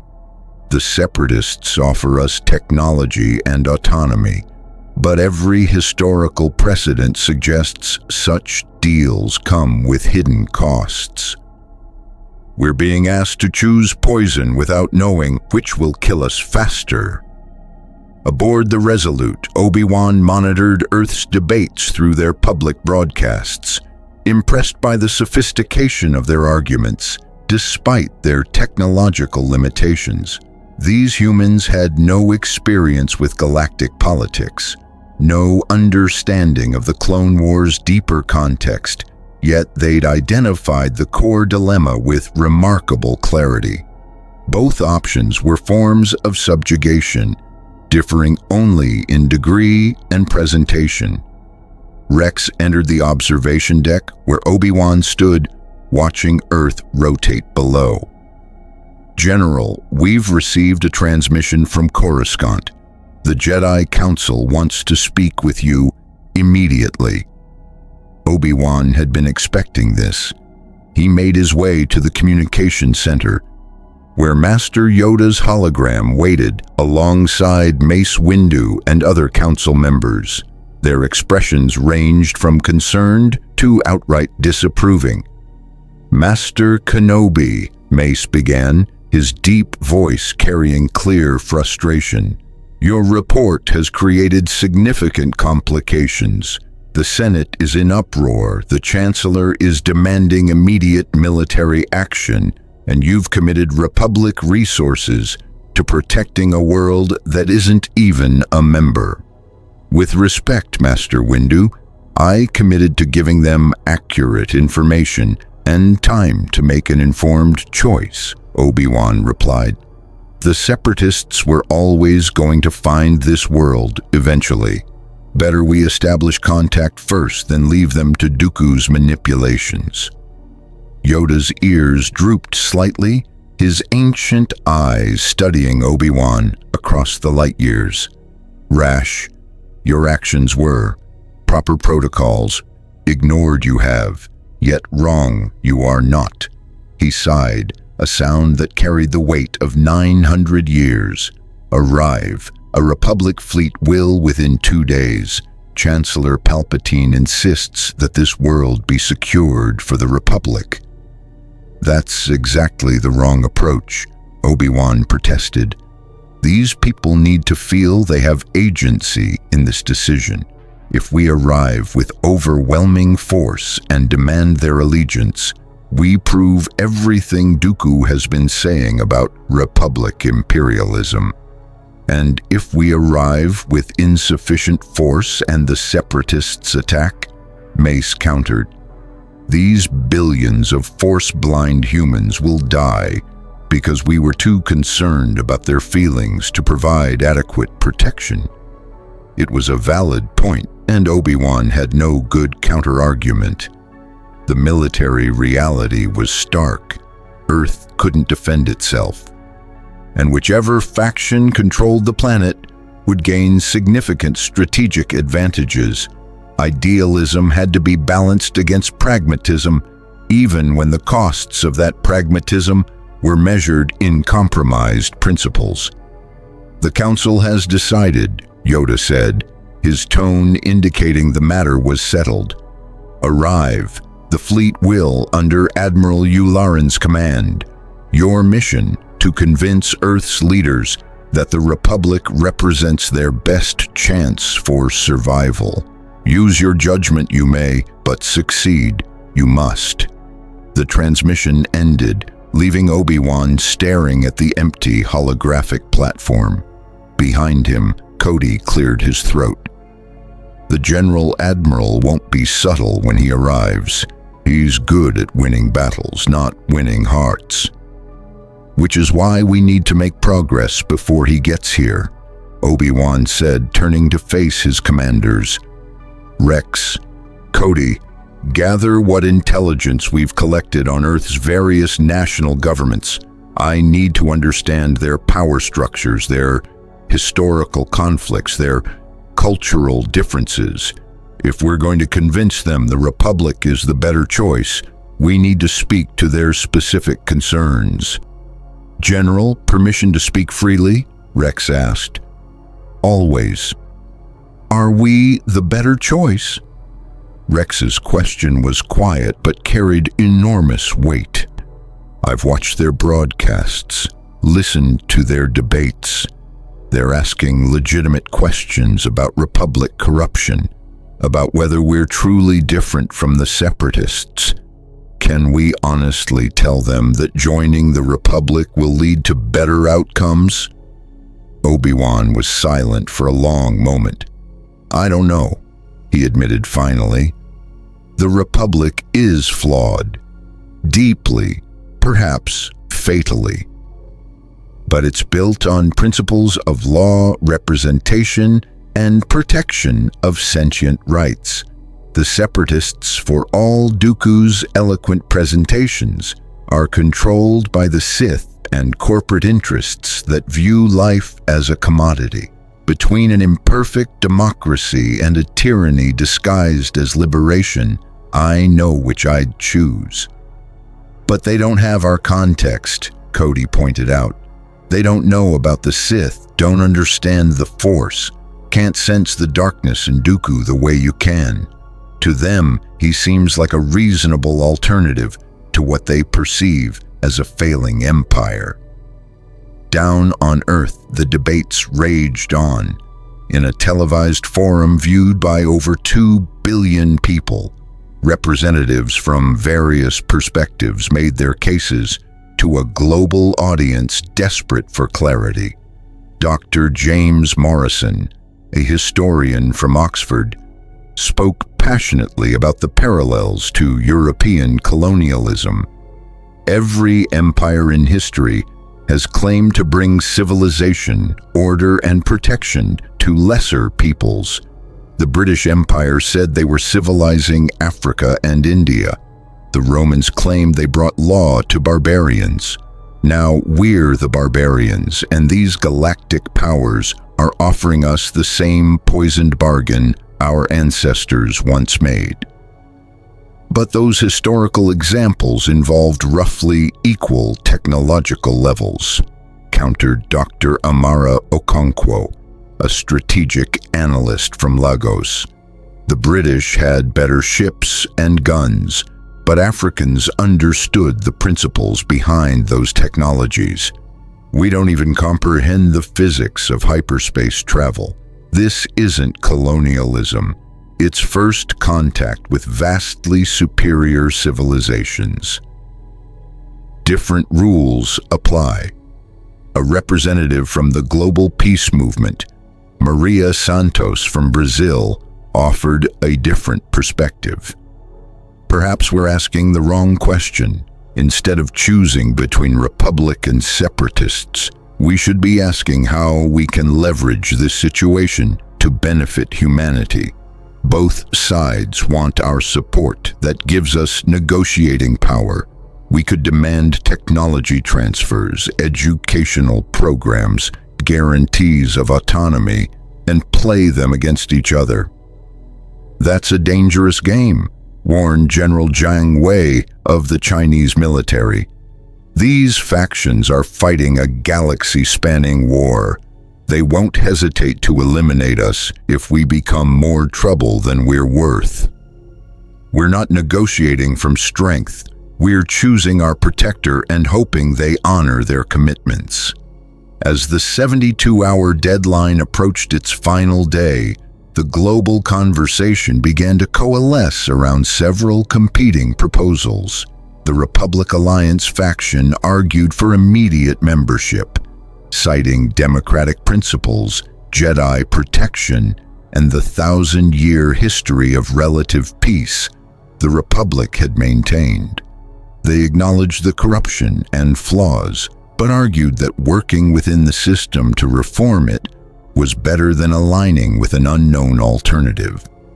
The Separatist Partnership faction advocated for accepting Dooku's offer, emphasizing autonomy, technology transfer, and freedom from Republic bureaucracy.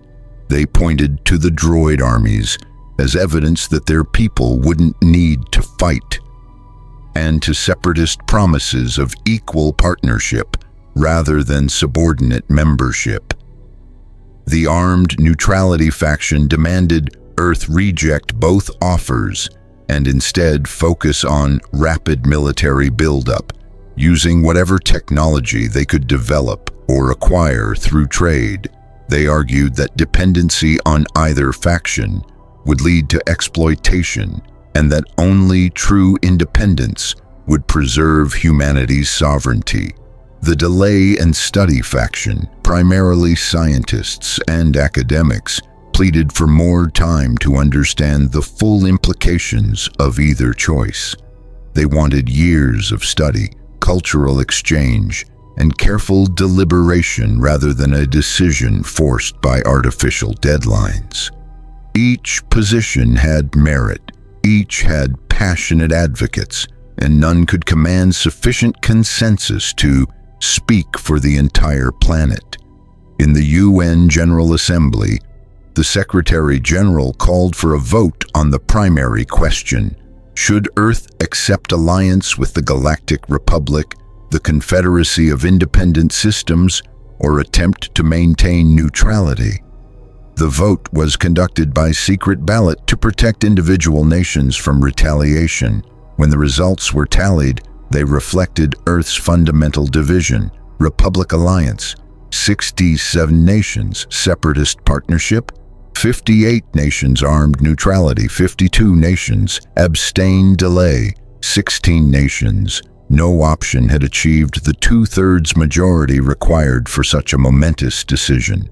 Earth remained split, unable to speak with one voice on the most important question in its history. The American president stood before the assembly, his face drawn from days without sleep. "We don't have the luxury of indecision. In less than 24 hours, Count Dooku's deadline expires. Shortly after that, the Republic fleet arrives. If we haven't made a choice, both sides may decide to make it for us. Then we tell them both to leave," the Iranian representative declared, standing to make his point. "We are a sovereign world. We did not invite this war to our doorstep.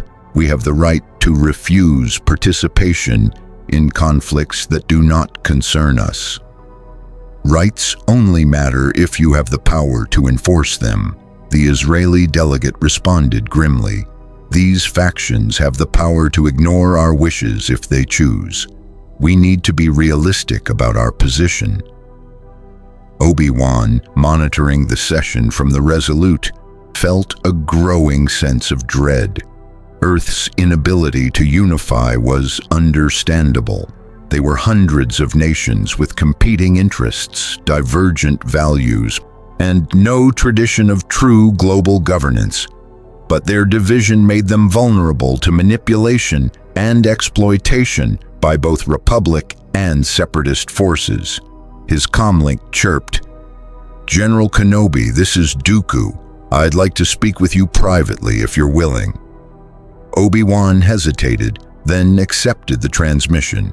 Dooku's hologram appeared, the former Jedi's expression unusually somber. "I've been watching their debates," Dooku said without preamble. "They're tearing themselves apart, trying to make an impossible choice.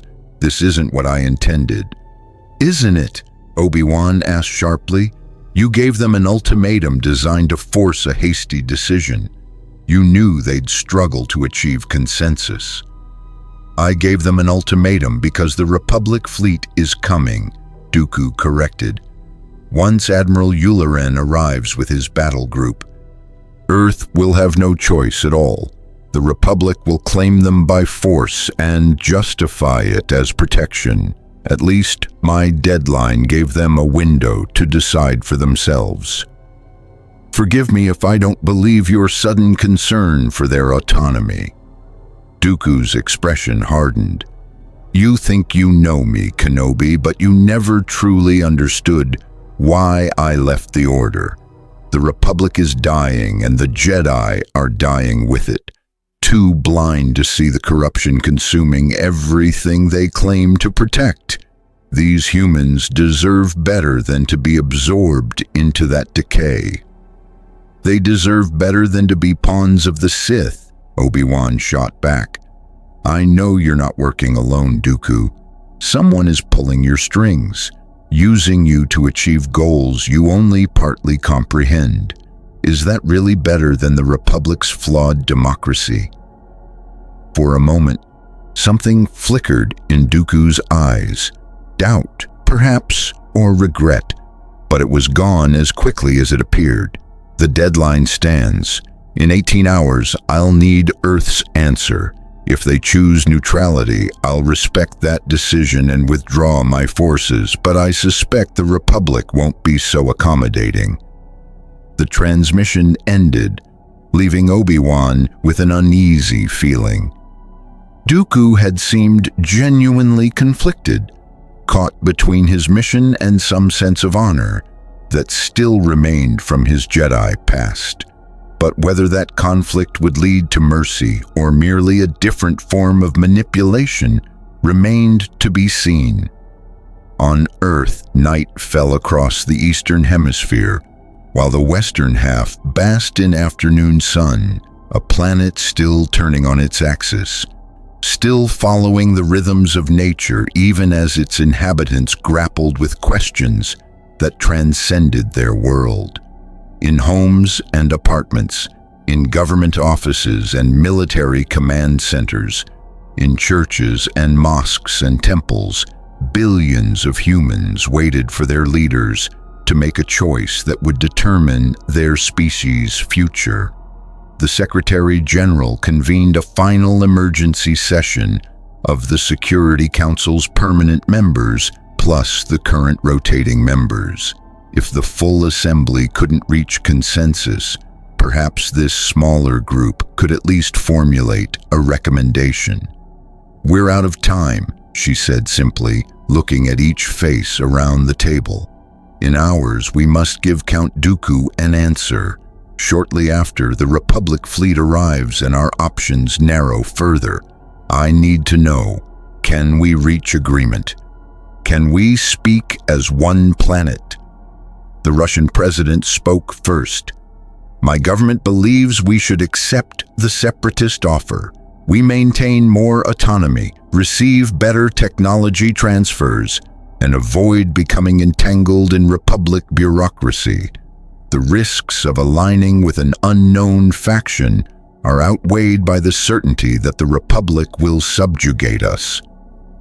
"The United States disagrees," the American president countered. "Democratic principles, rule of law, and 1,000 years of institutional history provide more security than promises from a revolutionary movement. We support Republic membership." "China recommends continued neutrality," the premier stated. "We should develop our own capabilities and resist pressure from both sides. Our population alone gives us negotiating power. Neither faction can afford to alienate 8 billion humans." Around the table, each voice added to the cacophony of competing visions. No consensus emerged. No unified path forward materialized.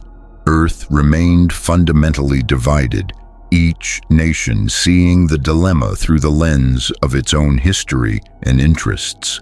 Finally, the Secretary General made a decision that surprised everyone present. "Then we'll tell them the truth. We'll inform both the Republic and the Confederacy that Earth cannot reach consensus, that our planet is too divided to make a unified choice, and that we're requesting an extension of the deadline to allow more time for deliberation and negotiation." "They'll never accept that," the British Prime Minister protested. "Both sides want a quick resolution." "Perhaps," the Secretary General agreed, "but it's the honest answer. We are divided. We don't know enough to make an informed choice, and we refuse to be rushed into a decision that could enslave our species for generations. If that honesty costs us, so be it, but at least we'll face the consequences as ourselves, not as willing participants in our own subjugation." It was a brave stance, perhaps a foolish one, but it resonated with something fundamental about humanity. a stubborn refusal to submit even when submission would be easier, a determination to maintain dignity even in the face of overwhelming power. The message was drafted, approved, and transmitted simultaneously to both Dooku's flagship and the Resolute. Within the hour, responses came back. Dooku's message was terse. Request denied. The deadline stands. Choose or face the consequences of indecision. Obi-Wan's response was more sympathetic but no more accommodating. I understand your position, but I lack authority to extend the timeline. The Republic fleet arrives within 30 hours. I strongly recommend you reach a decision before then. Earth's leaders had rolled the dice and lost. The deadline was unchanged, the pressure unrelenting, and time had run out for deliberation. In the final hours before Dooku's ultimatum expired, something unexpected happened. Across social media, through grassroots movements, in demonstrations that spread through cities worldwide, ordinary citizens began organizing a response that their governments had failed to provide. The movement had no central leadership, no coordinating organization, but it spread with viral speed. Earth united. The message was simple. Whatever decision was made, it should reflect the will of Earth's people, not just their governments. Online platforms hosted massive polls, allowing billions to vote on their preferred course. The results, while not scientifically rigorous, provided a clearer picture than any government vote had achieved. 43% supported some form of Republic alliance, 31% favored separatist partnership, 18% demanded neutrality, 8% wanted more time to decide. It wasn't a mandate, but it was a plurality. More humans favored the Republic than any other option, though not by a commanding majority. Armed with this data, the Secretary General made her final decision. She would inform Count Dooku that Earth, while unable to achieve governmental consensus, would be offering a conditional partnership with the Galactic Republic, conditional on guarantees of autonomy, technology transfer, legal protections, and the right to withdraw if the Republic failed to honor its commitments. It was a compromise that satisfied no one completely, but represented the closest thing to a unified position Earth could achieve. As she prepared to transmit the decision, alarms suddenly blared across every military installation on the planet. New contacts had appeared on long-range sensors, not just one or two ships, but dozens. The Republic fleet had arrived early, and it was far larger than anyone had anticipated. Admiral Yularen's voice boomed across all communication frequencies, addressing the entire planet in a tone that brooked no argument. This is Admiral Wolf Yularen of the Galactic Republic Navy. By order of Supreme Chancellor Palpatine and the Galactic Senate, the planet-designated Earth is hereby placed under Republic protection. All separatist vessels are ordered to withdraw immediately or face military action. Earth's governments have 24 hours to ratify their membership in the Republic or face designation as enemy combatants. The choice had been taken from them. The Republic had arrived not as prospective allies but as conquerors, and Earth's brief window of agency had slammed shut. In orbit, Obi-Wan watched in horror as the situation he'd tried to prevent unfolded exactly as he'd feared. The Republic had come not to woo, but to claim, and in doing so, had validated every criticism Dooku had made. Count Dooku's response came swift and fierce. So the Republic reveals its true face, the mailed fist beneath the velvet glove. Admiral Yularen, you have just proven that I was right about everything. Earth, witness what your protectors truly are." And across the planet, billions of humans watched as the Clone Wars erupted in their skies. Their world transformed from peaceful isolation to contested battleground in the span of hours. The debate was over. The decision had been made for them. Now they would discover what it truly meant to be caught between galactic powers in a war that would not end until one side had completely defeated the other. 6 months after first contact, Earth had become something the galaxy had never seen. A world that straddled two realities, one foot planted firmly in its isolated past, the other stepping tentatively into a future among the stars. The transformation was visible from orbit, where Republic space stations now shared the sky with Earth's primitive satellites, where hyperspace lanes had been charted through the solar system's outer reaches, where the Resolute and a small Republic defense fleet maintained permanent station alongside Earth's hastily upgraded military vessels. But the real changes were happening on the ground, in the hearts and minds of 8 billion humans, trying to comprehend their new place in an incomprehensibly vast galaxy. Obi-Wan Kenobi stood in the Jedi Temple on Coruscant, facing the council that had summoned him to answer for his actions on Earth. Master Yoda sat in his customary place, ancient eyes studying the younger Jedi with an expression that managed to convey both disappointment and understanding. Mace Windu stood with arms crossed, his powerful frame radiating controlled disapproval. The other council members, Ki-Adi-Mundi, Plo Koon, Shakti, and others, watched in silence as the proceedings unfolded. "Exceeded your authority, you did," Yoda said, his ears drooping with weary resignation.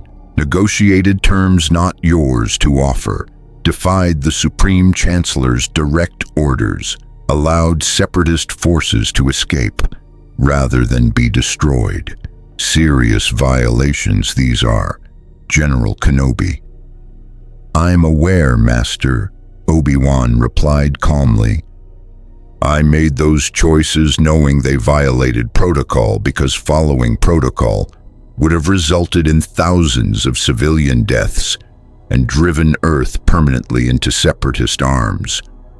I'd make the same choices again." Mace Windu's voice carried the weight of someone who'd spent years balancing Jedi ideals against wartime realities. "Your compassion is admirable, Obi-Wan, but you're not seeing the larger picture. The Chancellor has emergency powers granted by the Senate to prosecute this war. When Jedi generals ignore his commands, we undermine the very governmental authority we're supposed to protect." "With respect, Master Windu, I see the picture quite clearly," Obi-Wan countered. "Chancellor Palpatine wanted Earth conquered, not convinced. He wanted a demonstration of overwhelming force that would terrify other worlds into immediate submission. My actions denied him that demonstration, and that's what he's truly angry about. Not my insubordination, but my effectiveness in achieving diplomatic rather than military outcomes." The council chamber fell silent. What Obi-Wan was suggesting bordered on accusing the Supreme Chancellor of improper motives, a serious charge that could fragment the already strained relationship between the Jedi Order and the Senate. "Careful, you must be," Yoda warned, his voice soft but carrying unmistakable gravity. "Dark times these are. Trust in the Force we must, but trust also in institutions that bind the Republic together. Without that trust, chaos follows." "Master Yoda, I trust the Force completely," Obi-Wan said. "It's the institutions I'm beginning to question. The Chancellor has accumulated more power than any leader in Republic history, He's extended emergency powers multiple times, delayed elections, centralized military command under his direct authority. These aren't the actions of someone planning to relinquish control when the war ends. Plo Koon leaned forward, his mask filtering his voice into mechanical tones. Are you suggesting the Supreme Chancellor is a threat to the Republic? I'm suggesting we should be vigilant, Obi-Wan replied carefully. The Sith are manipulating events from the shadows. We know this. Count Dooku is a Sith Lord, and he answers to a master we haven't identified. What if that master is closer than we think? What if the war itself is designed not to be won, but to justify the consolidation of power? It was the fear that had been growing in Obi-Wan's mind since Earth, the nagging suspicion that everything was proceeding according to someone's plan, that both Republic and Separatist actions were moves in a game whose true objective remained hidden. The way Palpatine had reacted to diplomatic success, the way Dooku had seemed almost resigned to Earth choosing the Republic, the way the entire crisis had unfolded with a precision that suggested orchestration rather than chaos. Speculation without evidence is dangerous, Master Kenobi, Ki-Adi-Mundi cautioned. We cannot accuse the Chancellor of Sith involvement without proof that would stand up to Senate scrutiny. Then let Earth be our evidence, Obi-Wan proposed. Watch how the Chancellor interacts with them over the coming months. Watch whether he honors the autonomy agreements or finds ways to undermine them. Watch whether Earth's Senate delegation receives the representation they were promised or gets marginalized and ignored. The Sith work through patience and manipulation. If Palpatine is what I fear, he'll reveal himself through his treatment of a world he couldn't fully control. Yoda thumped his Geimer stick against the floor, a gesture that commanded attention. A sign to Earth, you will be Master Kenobi. Monitor the situation you shall. Report to the Council any concerns, but act carefully. If wrong you are, damage to the Jedi's standing could be catastrophic. If right you are. He trailed off, the implications too terrible to voice. If Obi-Wan was right, if the Supreme Chancellor of the Galactic Republic was secretly a Sith Lord, then the Clone Wars were merely a prelude to something far worse, and the Jedi, for all their power and wisdom, were walking blind into a trap that had been centuries in the making. The Council dismissed him with instructions to return to Earth as the Jedi Order's permanent liaison, a position that was simultaneously a vote of confidence and a comfortable exile from Coruscant's political machinations. As Obi-Wan departed the temple, he found Anakin Skywalker waiting for him, the young knight's expression troubled. I heard about the council session, Anakin said without preamble. You really think Palpatine might be involved with the Sith? Obi-Wan chose his words carefully, knowing Anakin's close relationship with the Chancellor. I think we should question everything, Anakin. The war, the emergency powers, the way events seem to push us toward more centralized control. The Sith don't announce themselves. They work through manipulation and misdirection.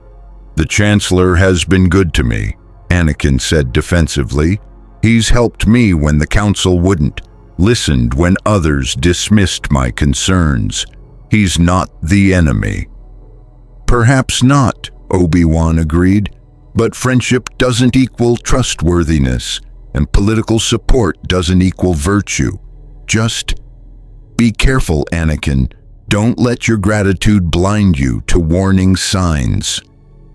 They parted with an embrace that felt heavier than usual, as if both sensed that events were building toward some terrible crescendo that would test every bond they'd forged. When Obi-Wan returned to Earth 3 days later, he found a world transformed yet again. The Republic's promised technology had begun flowing freely, medical nanites curing diseases that had plagued humanity for millennia, fusion reactors providing clean, limitless energy, agricultural techniques that could feed billions without environmental devastation. Earth's population was experiencing what amounted to a technological renaissance, their civilization leaping forward centuries in a matter of months. But the costs were becoming apparent too. Earth's traditional industries were collapsing, unable to compete with Republic efficiency. Millions faced unemployment as automated systems replaced human labor. Cultural traditions were being abandoned as younger generations embraced galactic fashions and customs. And the military installations that dotted the planet, officially for Earth's protection, had become permanent fixtures that many viewed as occupation forces, despite the cooperative rhetoric. The Secretary General, who had aged visibly in the past 6 months, met with Obi-Wan in her office overlooking the UN Plaza.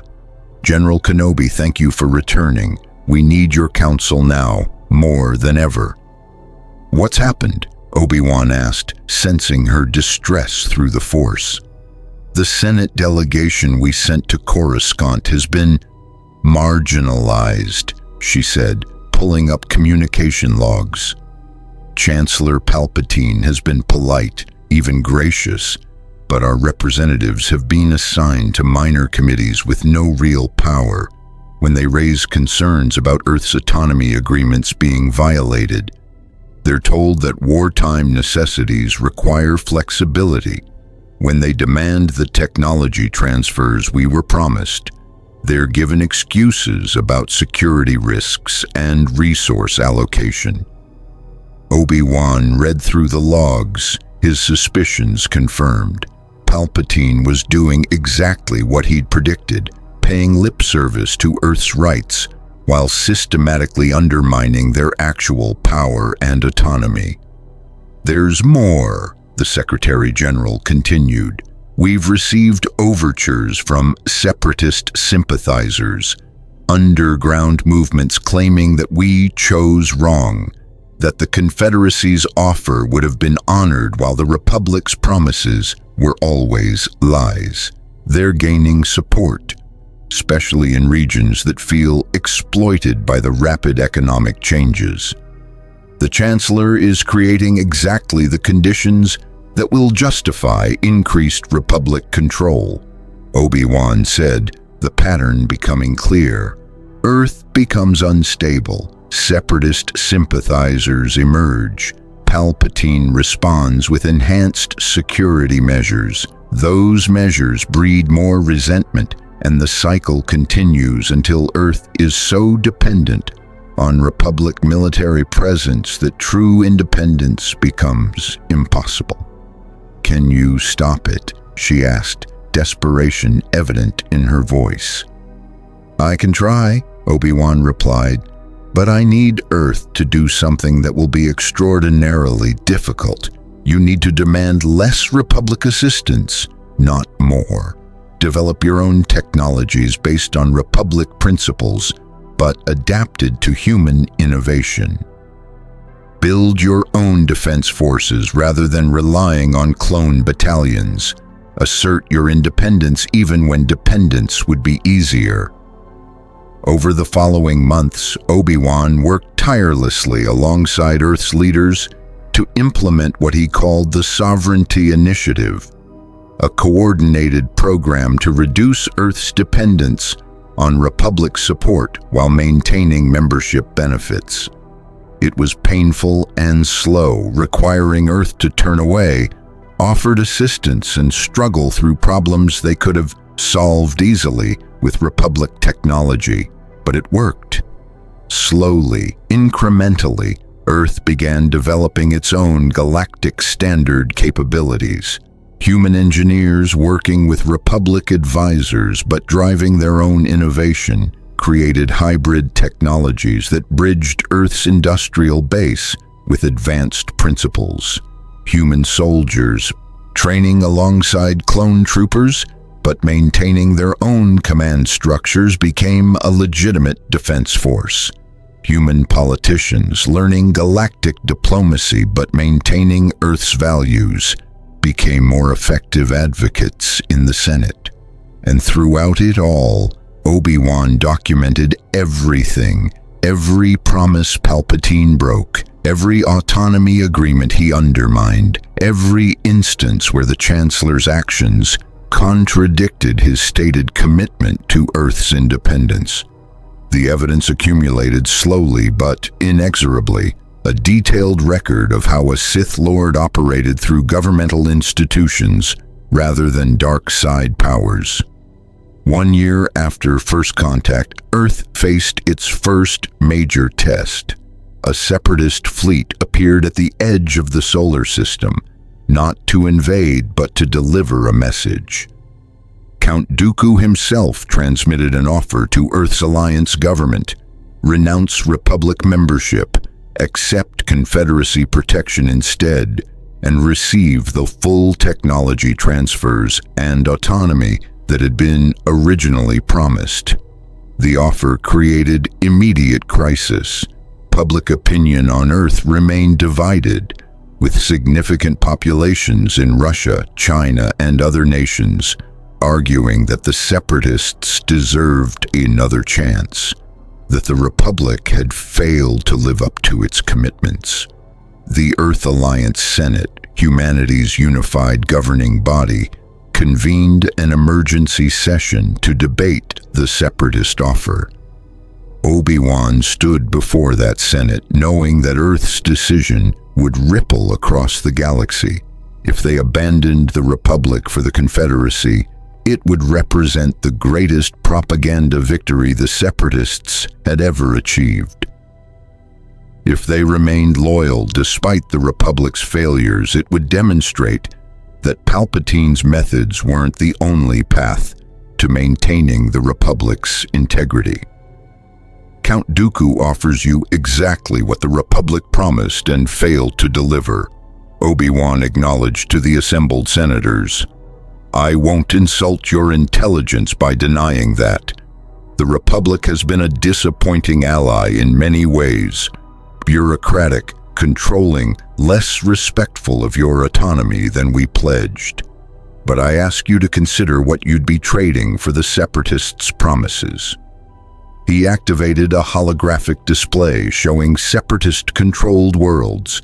Beautiful cities, yes, but also the darker realities.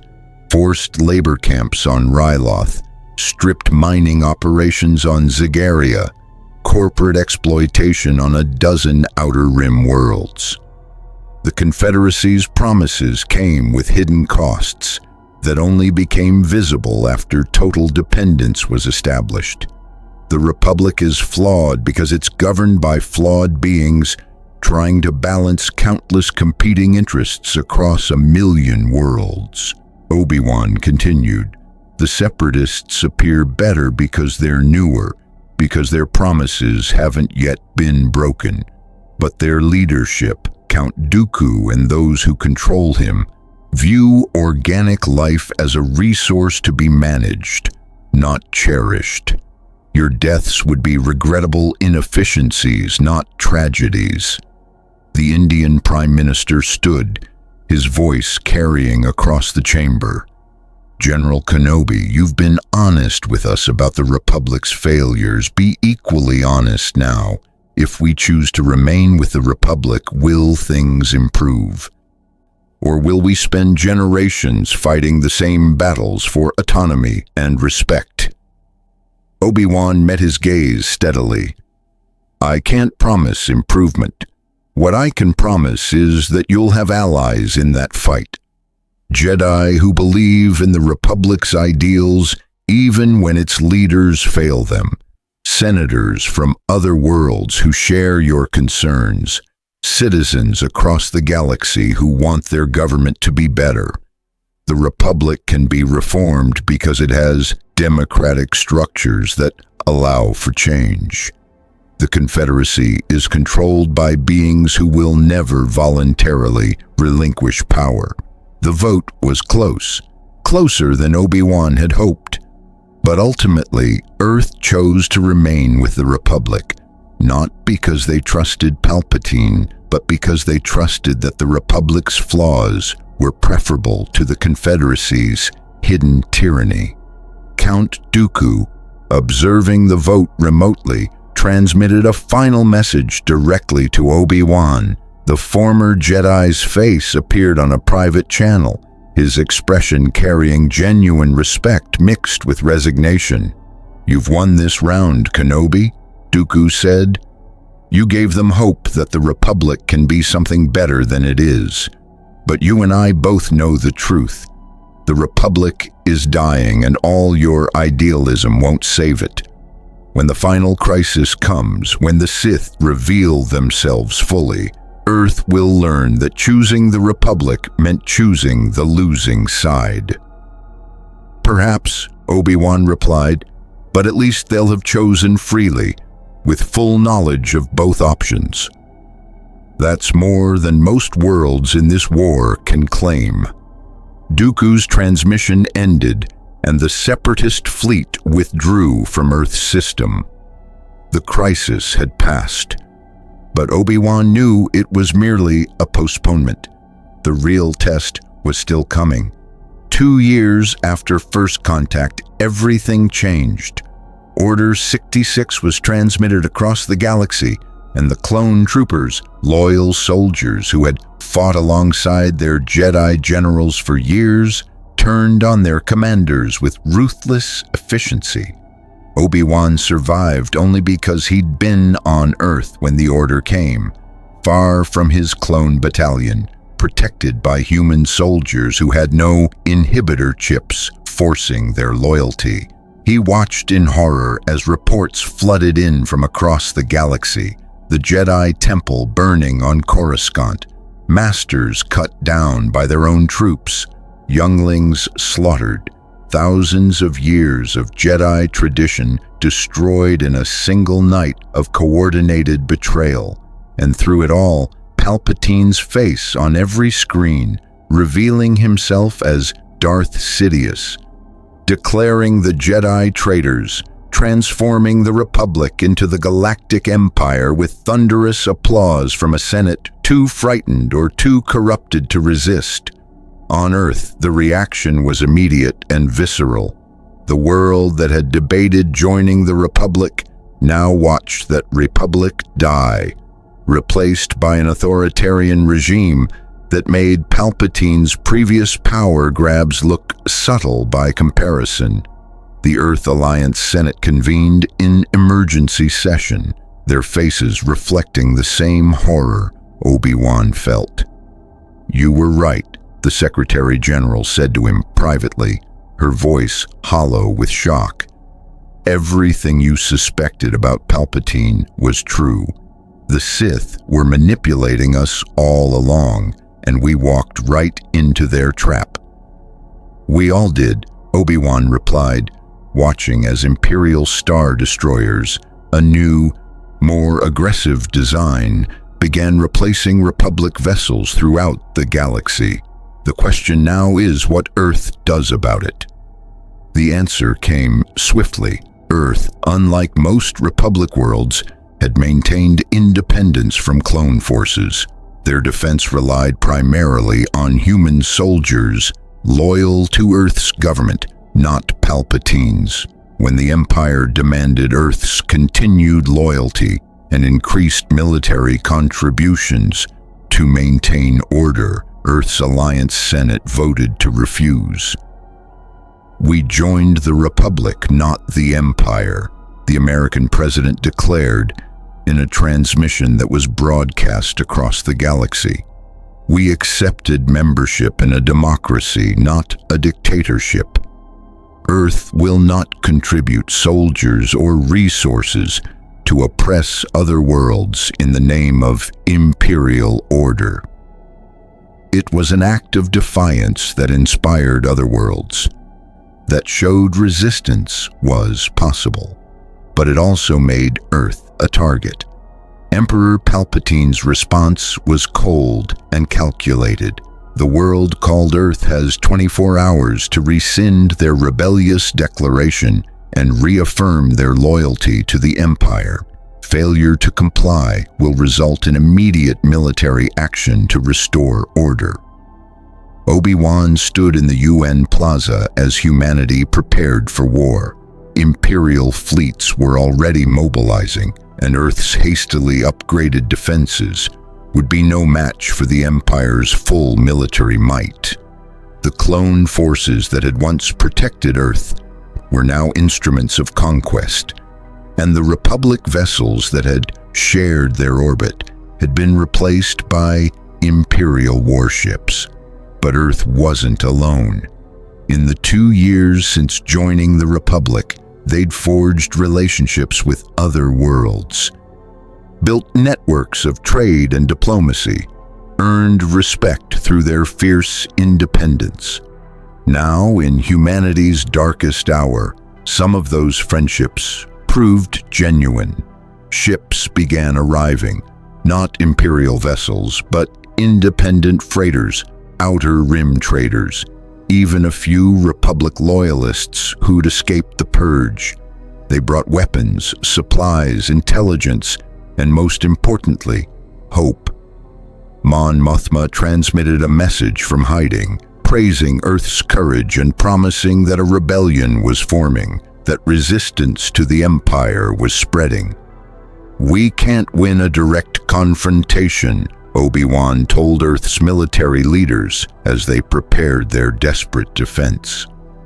"The Empire's fleet will overwhelm anything we can field, but we can make conquering Earth so costly that Palpatine decides it's not worth the effort. Hit and run guerrilla tactics. Make every kilometer of space they take require blood and time to hold." As Imperial Star Destroyers approached Earth's orbit, Obi-Wan ignited his lightsaber one final time, standing among human soldiers who'd chosen freedom over submission. The Clone Wars had ended, but a new war, one that would determine the fate of the galaxy, was just beginning. And Earth, the isolated world that had known nothing of galactic civilization just 2 years earlier, now stood at the forefront of the rebellion against tyranny. Their choice to join the Republic had seemed like submission at the time. Now, as they prepared to fight the Empire that the Republic had become, that choice revealed itself as the first step toward something greater. Humanity had entered the galactic stage not as conquerors or victims, but as free beings willing to fight for their principles. Whatever happened in the battle to come, whatever cost Earth paid for its defiance, they would face it as themselves, unbroken, unbowed, and determined to prove that even the smallest world could stand against the darkness. The first Imperial fighters entered Earth's atmosphere, their weapons charging for bombardment. Human pilots in upgraded starfighters rose to meet them, their tactics a blend of Earth ingenuity and Republic training. On the ground, citizens retreated to shelters, while resistance fighters prepared for urban combat. And in the midst of it all, Obi-Wan Kenobi, the last Jedi in Earth's system, reached out through the Force to the scattered survivors across the galaxy. Master Yoda was alive, in hiding. Bail Organa was organizing resistance on Alderaan. Seeds of rebellion were sprouting on 100 worlds. Earth's battle was just one front in a war that would span decades. But it was a critical front because Earth represented something the Empire couldn't tolerate. Proof that beings could choose freedom even when offered security, could resist even when resistance seemed futile. could maintain hope even in the galaxy's darkest hour. The Clone Wars had discovered Earth by accident. The Empire would learn that discovering Earth had been Palpatine's greatest mistake, because humanity, once awakened to the possibilities of the galaxy, refused to sleep again. And in that awakening lay the seeds of the Empire's eventual downfall. Earth's integration into the Galactic Republic and its subsequent resistance to the Empire became a defining moment in galactic history. The world that had known nothing of hyperspace, the Force, or interstellar civilization became a symbol of what the rebellion fought for: the right of all beings to determine their own destiny, to resist tyranny regardless of the odds, to maintain hope even when darkness seemed overwhelming. In the years that followed, Earth's contributions to the Rebel Alliance proved invaluable. Human ingenuity, unconstrained by millennia of galactic tradition, produced innovative tactics and technologies that confounded Imperial strategists. The planet's massive population provided recruits, resources, and most importantly, inspiration. If a world so new to the galactic community could stand against the Empire, what excuse did ancient civilizations have for submission? Obi-Wan Kenobi remained on Earth for 5 years after Order 66, training the first generation of human Force sensitives, rare individuals whose connection to the Force had been dormant until exposure to Jedi teachings awakened it. These new Jedi, free from the old Order's rigid dogma, would eventually play crucial roles in the rebellion and the new republic that followed. The Battle of Earth, as historians would call it, lasted 3 brutal weeks before the Imperial fleet withdrew, unwilling to pay the cost of complete pacification. Palpatine had learned a hard lesson. Some worlds were more valuable as examples of Imperial mercy than as demonstrations of Imperial might. Earth was allowed to maintain nominal independence under strict Imperial oversight, a compromise that satisfied neither side but prevented total annihilation. When Luke Skywalker destroyed the Death Star at Yavin, Earth's celebration rivaled any world in the galaxy.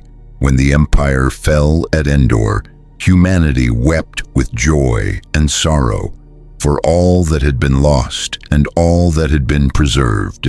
And when the new republic was established, Earth's representatives were among the most vocal advocates for democratic reforms that would prevent another Palpatine from seizing absolute power. The Galactic Republic's discovery of Earth had been an accident, a random hyperspace jump by a damaged warship seeking escape from battle. But that accident changed the galaxy in ways no one could have predicted. Earth brought fresh perspective to ancient conflicts, demonstrated that resistance to tyranny was possible, even for the smallest and weakest, and proved that the Force, while powerful, was not the only strength that mattered in the struggle between freedom and oppression. 7 billion humans had asked a simple question when first contacted: what kind of galaxy existed beyond their world? The answer had been complex, troubling, and ultimately inspiring. A galaxy of wonders and horrors, of ancient civilizations and endless conflicts, of beings who could wield cosmic powers and beings who persevered through courage and determination alone. Earth had joined that galaxy, contributed to it, been changed by it, and ultimately helped change it in return. The isolated world that had gazed at stars and wondered was now part of the story those stars told. A story of hope, resistance, sacrifice, and the eternal struggle to build something better from the ashes of what came before. And somewhere in the force that bound all living things together, Obi-Wan Kenobi sensed that this was merely the beginning. Earth's journey through the Clone Wars into the age of the Empire and beyond was one chapter in a much larger story, a story that would continue as long as beings throughout the galaxy refused to surrender their freedom and their hope. The Force had brought the Republic to Earth. Earth's courage had shown the galaxy that even the Force could be resisted when wielded by tyrants.